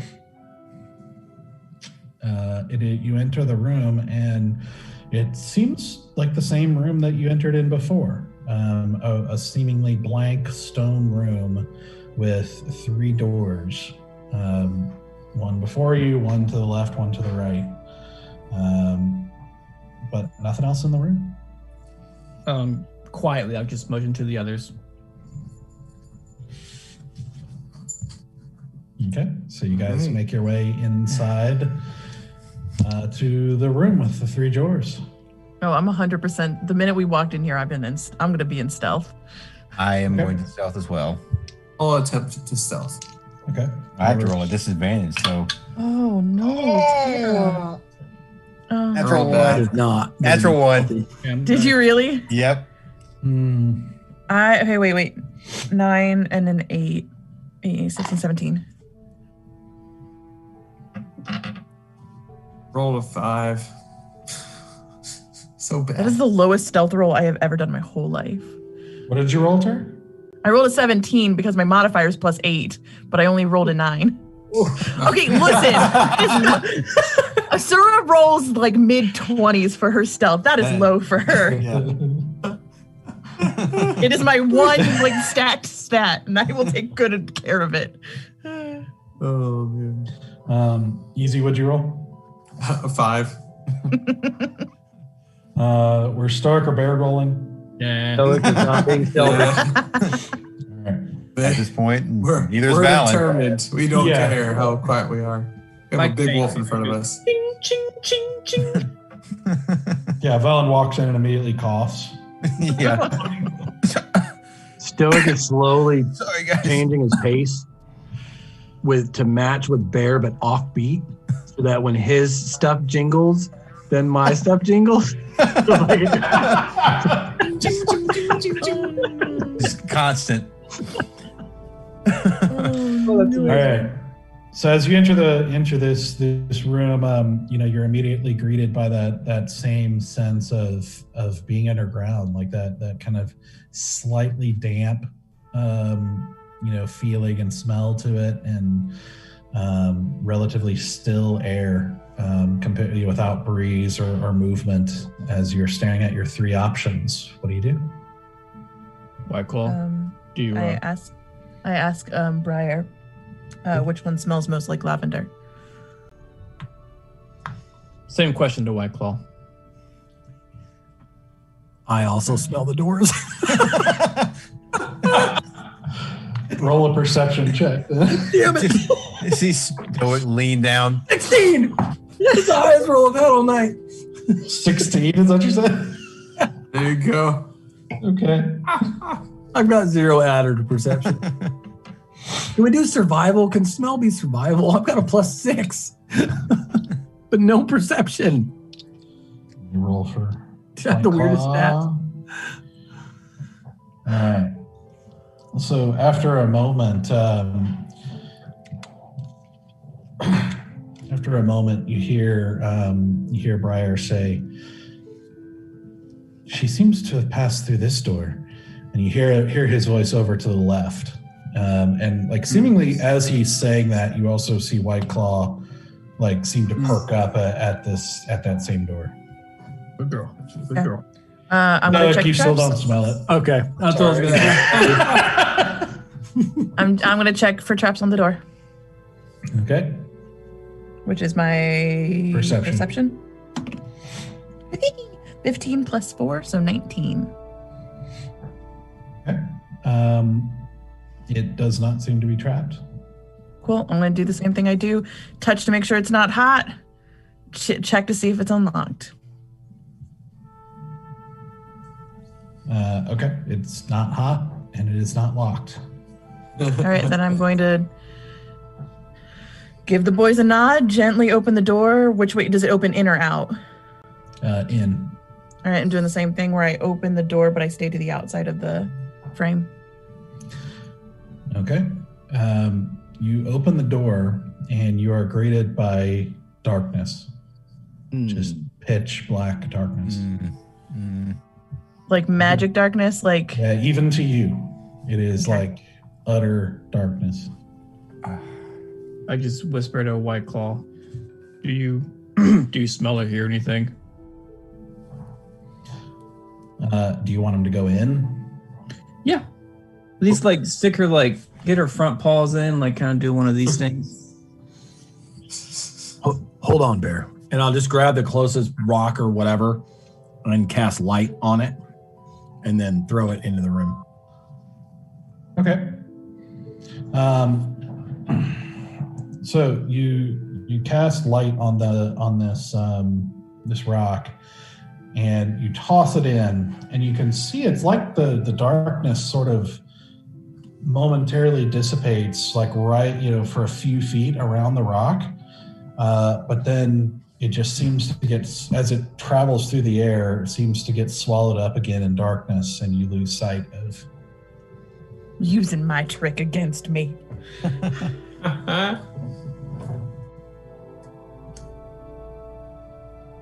Bear, do we have a rope that we can tie to White Claw? Yeah. What's your plan?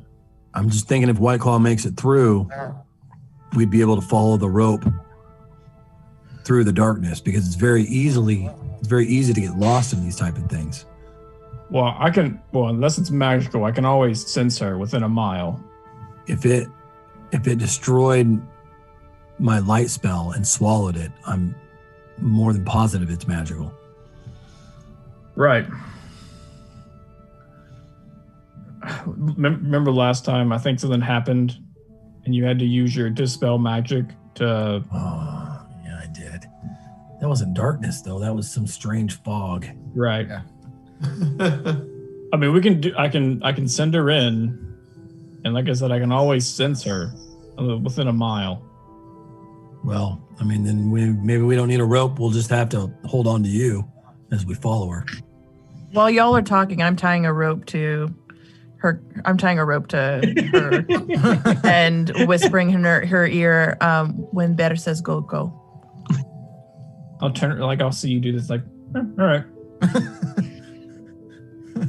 All right. White Claw, do you mind? White Claw kind of looks into the room, obviously trying to see, and kind of looks back at you. You get the distinct impression like she's nervous about the idea of going in there, but she slowly, kind of cautiously steps in. I'll just I'll sense kind of telepathically tell her first sign of danger, come on back. Don't even worry about it. Just come on back. All right. So she disappears into the room, and you just see the rope just kind of, slowly disappearing into the dark and being pulled. Can I grab it before it leaves the room? Yeah. I mean, I put it on it on my long, 50-foot hemp. We've got lots of give. Mm-hmm. I'm gonna hold on to the very end of it. I'm gonna touch it the moment she's out of sight and cast light on the rope itself that she's dragging into the darkness. Not sure if we can see it, but okay. Yeah, here's how that works. Let's see. That's an interesting use of it. Yeah. Well, it only covers the 10 feet. So wherever I touch, it only covers a 10-foot section. 10-foot section of the rope. There's one object that is 10 feet until the spell ends. The object shows probably. Is that a cantrip? Mm-hmm. I can cast as much as we need. Nice. Yeah. So just keep touching every 10 feet. I think it's also concentration, isn't it? Or is it not? As a cantrip? No, it's not. Wow. It just lasts for an hour. Wow. Dude. Yeah. Most of us have dark vision except for you, so we haven't really needed to use it. Yeah. The rock that you threw won't have light on it now because you only do it one thing at a time. Oh. Right. So I guess I can't keep adding 10 feet sections then, huh? No. Then I'll just cast it on that first 10-foot section and let. With him. Okay. Yeah. Or with her. Okay. So you watch as the light kind of casts, light on some kind of dark stone as she walks into the room, and you can see her kind of walking out and see this kind of rope as it kind of enters the room, and you see as the rope lit part passes, the end of the lit part passes the door, you see darkness following it as you just now see kind of that narrow strip of light, that tunnel of light, if you will, kind of making its way. And you do see what looks like the ends of walls here and there. And you hear, as you see her walking, you hear Briar say, there's an odd smell in this room. It's sharp and musty at the same time. It's quite curious. Shit, I don't have Detect Undead. As you see,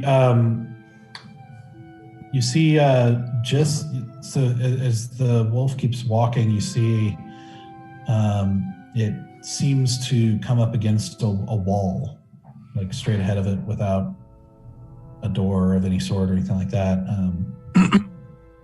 And she kind of stops and just sort of looks around and looks back at you. Yeah, girl, are you okay? Are you hurt? She doesn't say anything. Yeah, she's just listening to the wolf. But I feel like I can telepathically something to her. Let's see. While your steed is within 1 mile of you, you can communicate with each other telepathically. Oh, okay. My bad. Mm-hmm. She just says, there's a wall. Cannot go forward. What's around the wall? Is it just more smooth wall? Dark. Do you smell any people, any creatures in there with you? Smell something. Like a creature? Don't know. Can you find this? Do you still see me? No. Sorry, what were we saying, Asura? I was gonna say, because Briar told us that there was a curious smell. So I was gonna say, can she smell something or the source of something? Can she find the source of a smell? Can you track the source of the smell, White Claw? Dark, I'll try.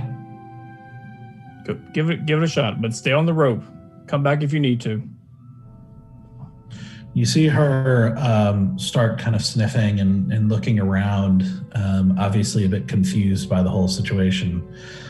She comes back a little ways, and then she turns from your perspective to the left, and you see her actually disappear as the light kind of lit rope, goes around what looks like around a corner, and. Any luck? Do you smell anything?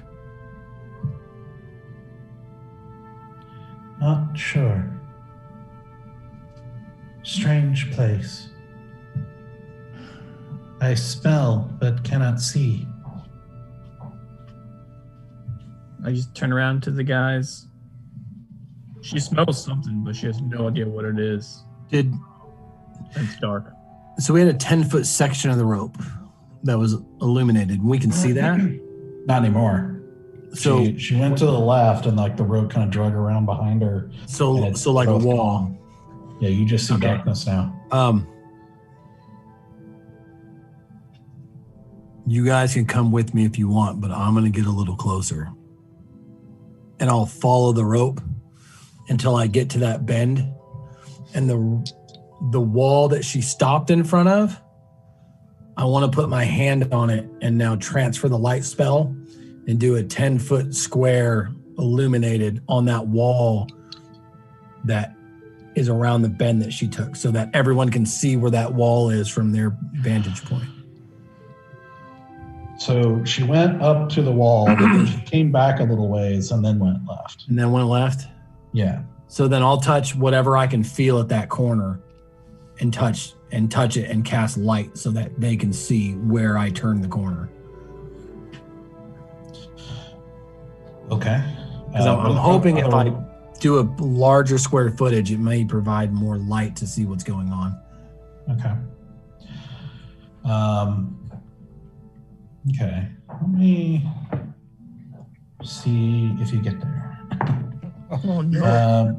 Because it's dark, it's like you're trying to remember where you're walking, but it's. Well, I'm just following the rope. Yeah, that's true.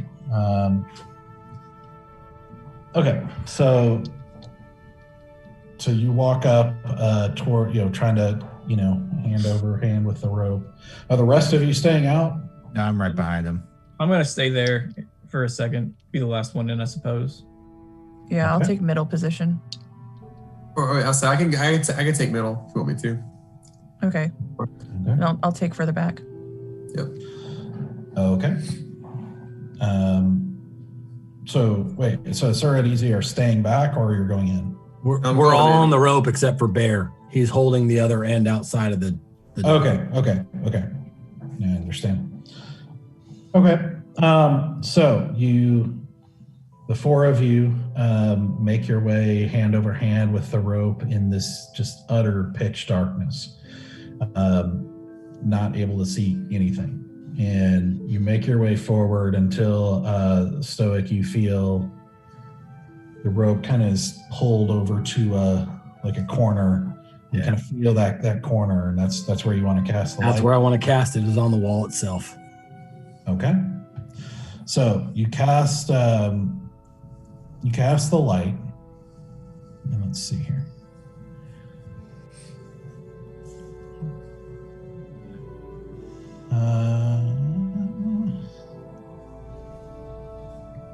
I'm seeing what you can see here.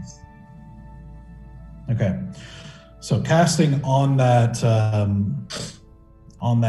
corner there, basically it's like a tile, right at the edge there, that you're casting it on, which shines light, a little ways kind of to your right, so to speak.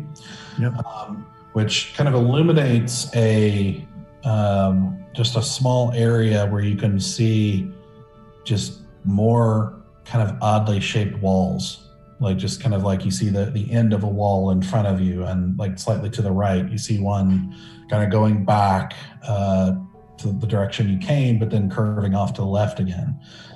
You see another one across from you that seems to end, a little bit ahead of you on your right. You see, the wall that she seemed to hit before, kind of further out. But it's all in all a little bit of a confusing room. Yeah, I'm just going to shout back that it seems that there's a maze in this darkness. One that we've not yet find the exit to. I'm gonna ask White Claw if she still smells Kiri. Lavender, yeah. She says, very dark now. Smell strong, strange. Can't smell anything else. Too strong. Guys, are we sure this is the right way? Like Kotok could be luring us into this way. We don't know anything. We're just following the rope. Yep. Where's Briar right now? Yeah. Yeah. Are you asking out loud? Well, I guess he was invisible, was he? Yeah. Since I'll ask, Briar, are you with us? You hear right next to you, like in the room. Yes. Do you still smell the lavender, or is it just that musty, sharp smell? It is definitely stronger here, but I think I smell it. It's become hard to smell. In general?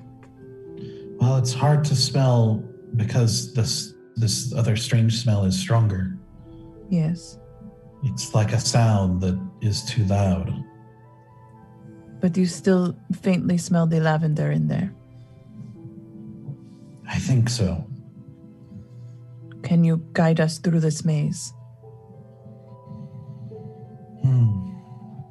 I can try. It's very difficult. Take your time.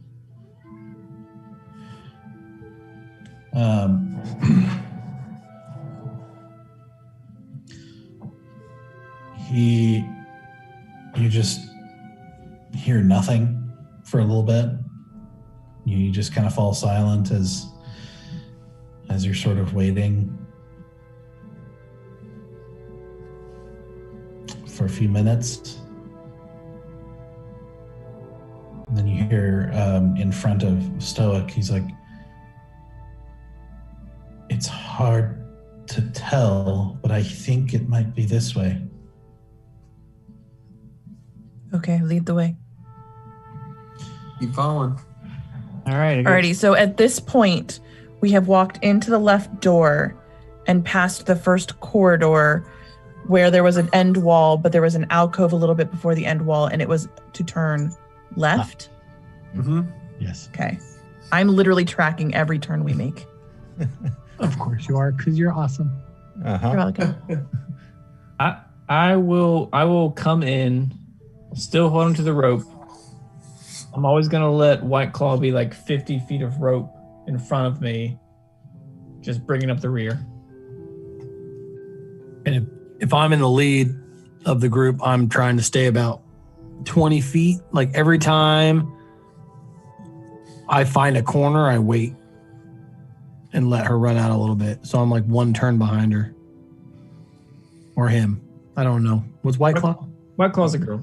Okay. We also have Briar that we're following, so I'm hoping White Claw can follow Briar, because we don't have a rope on Briar. Yeah, but Briar can talk. Oh, that's true. And is letting us know. Yeah. Okay. Sorry, and just to clarify again, your marching order was Stoic, and then Valen, and then Easy. Mm-hmm. Asura, and then Bear in the back. Yep. Bear at the very back, yeah. Yep. Mm-hmm. At some point, I'm going to turn back and be like, Bear, how far behind us are you? What? How far back are you? Oh, I'm 50 feet away from White Claw. Can you come a little closer and try to stay within 30 feet of us? Okay. I'll come up right next to Asura. Just like put a hand on her shoulder. Hi. So Bear, that's fine. So Bear, you step in and immediately, you're just in darkness. Because remember, you can't really see anything at the moment. You walk in, just plunge straight into pitch black. As you take a few steps, you hear behind you No. as it sounds like the door shut behind you. Oh, no. You're welcome. Well, we're not turning back now. Never planned to. Well, hope we can find a way out. In for a penny, in for a pound. Let's do this. So you guys wait for Bear to catch up. Uh-huh. Yeah. Okay. So as you wait for Bear to catch up, Bear, you feel in your mind, you feel White Claw kind of cry out, and you hear like a whimper. No. Like this yip, like this. No. I'm gonna call her back. And you just hear her saying, "Caught, can't." Okay, all right. No one panic. Who's panicking? Not me. Why would we panic? Yeah, you're the only one who knows something's wrong. The rope is taut. I don't know. I'm trying to tell you what's happening. White Claw is hurt. She's in a trap. She's 50-ish feet in front of us, and she found a trap. Let's go get her. Briar, Yes. can you get us to White Claw? I can try, but the smell is much stronger where she's at. I mean, we have a rope on her. We can follow the rope to her. Yeah, you can follow the rope, yeah. Stoic, are you sure you don't want to dispel magic right about now? Not yet.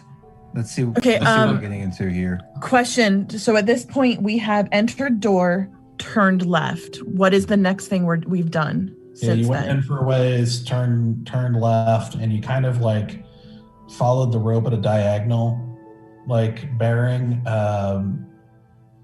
northwest, if you will, like from if the door is south. Which I'm not saying that's the actual direction, but you know what I'm saying. Yeah. Yeah. When I turned out, we were going that way. Yeah, you were kind of heading diagonally a little bit, and that's kind of where you stopped as you were waiting for Bear to catch up and heard the yip and all that. So you guys follow the rope into darkness because that tile is still behind you. Mm-hmm. So your guys are back into pitch black now. As you kind of hand over hand your way towards where the sound came from. As I feel that we start to get closer, I'm going to touch anything I can, whether it be floor Okay. or whatever, and cast light again. I'm going to keep casting it as we're moving, trying to see whatever it is that... Yeah. You hear ahead of you hear the sound of what sounds like kind of padded feet with claws, like a dog's feet, like, kind of moving and you just kind of hear that sort of movement as you don't have let's see, right where you are, you don't have a wall immediately within reach, so I'll touch the floor. Yeah, you kneel down and touch one of the tiles of the floor, which lights up, and ahead of you, you see White Claw with something seems to be wrapped around her foot as she is like pulling, against this, whatever this is, and kind of panting and trying to pull her way. as that's illuminated as you are doing this, Stoic, Valen, and Easy all feel something wrap around your foot and suddenly tighten and start pulling. What is it? As you look down and see what looks like tentacles suddenly wrapped around your feet, and they immediately start pulling. And that's where we're going to end tonight. And I was so wrong. I thought for sure it was going to be undead, and that's why I wanted to lead. It's definitely some sort of fishy fish. Yeah, now, like, because he was like musty and old, and I was like, oh, it's undead. I'm totally going to go up front and like, that's why I didn't want you 30 feet behind us, Bear. Why 30 feet? Because if I cast Unturn Dead, they run, and it's only within 30 feet of me. And so if you're not within that 30 feet, they're all going to run at you. Gotcha. That's why I thought it was undead, and that's why I either way, we're going up against some gross octopus things. So, you know. I had no idea we were going against octopi. Yeah. It could be a sectopi. I don't want to judge. There's only 2 tentacles so far. It's true. Oh my god. Oh no. Yeah, and like still the dark. Still not able to really see anything. We're so over our heads, man. See, it's impressive that Kotok has an octopus or some kind of tentacle creature in his basement. This is on brand. He's got a guy. Yeah, but it's not him. It's the wizard that built and created this dungeon that he took over. I think we saw this octopus before when we came in the other way. We didn't see him, but we felt him. Yeah, there was some kind of there was something in the water. I don't know about that. Well, yeah, when I dove in the water, the sewage. Either way, write down that we currently have water breathing, because that's important. That's true. You have a chance to fight in the water. If that turns out to be the case, that was some foresight on your part. Which Chris is awesome because we're going to sewers, so I had a chance. I have ritual water walk. Oh man. But it's only for an hour. Some Jesus walking on water. Yeah, we could totally tag team a ritual spell and be like, we got this shit. Yeah. That would have been amazing. That would have been funny. No. I'm so scared. Yep. So scared. Good way to start off the year. Yeah, buddy. Okay, well, that was 4 hours. It still doesn't feel like that. I know, right? Goes by so fast. It does. But we will be back in just a week now. Yep. We're gonna have to wait 2 weeks to find out what this thing that they're facing is in the dark. We can't see. You can't see. I can't stand it.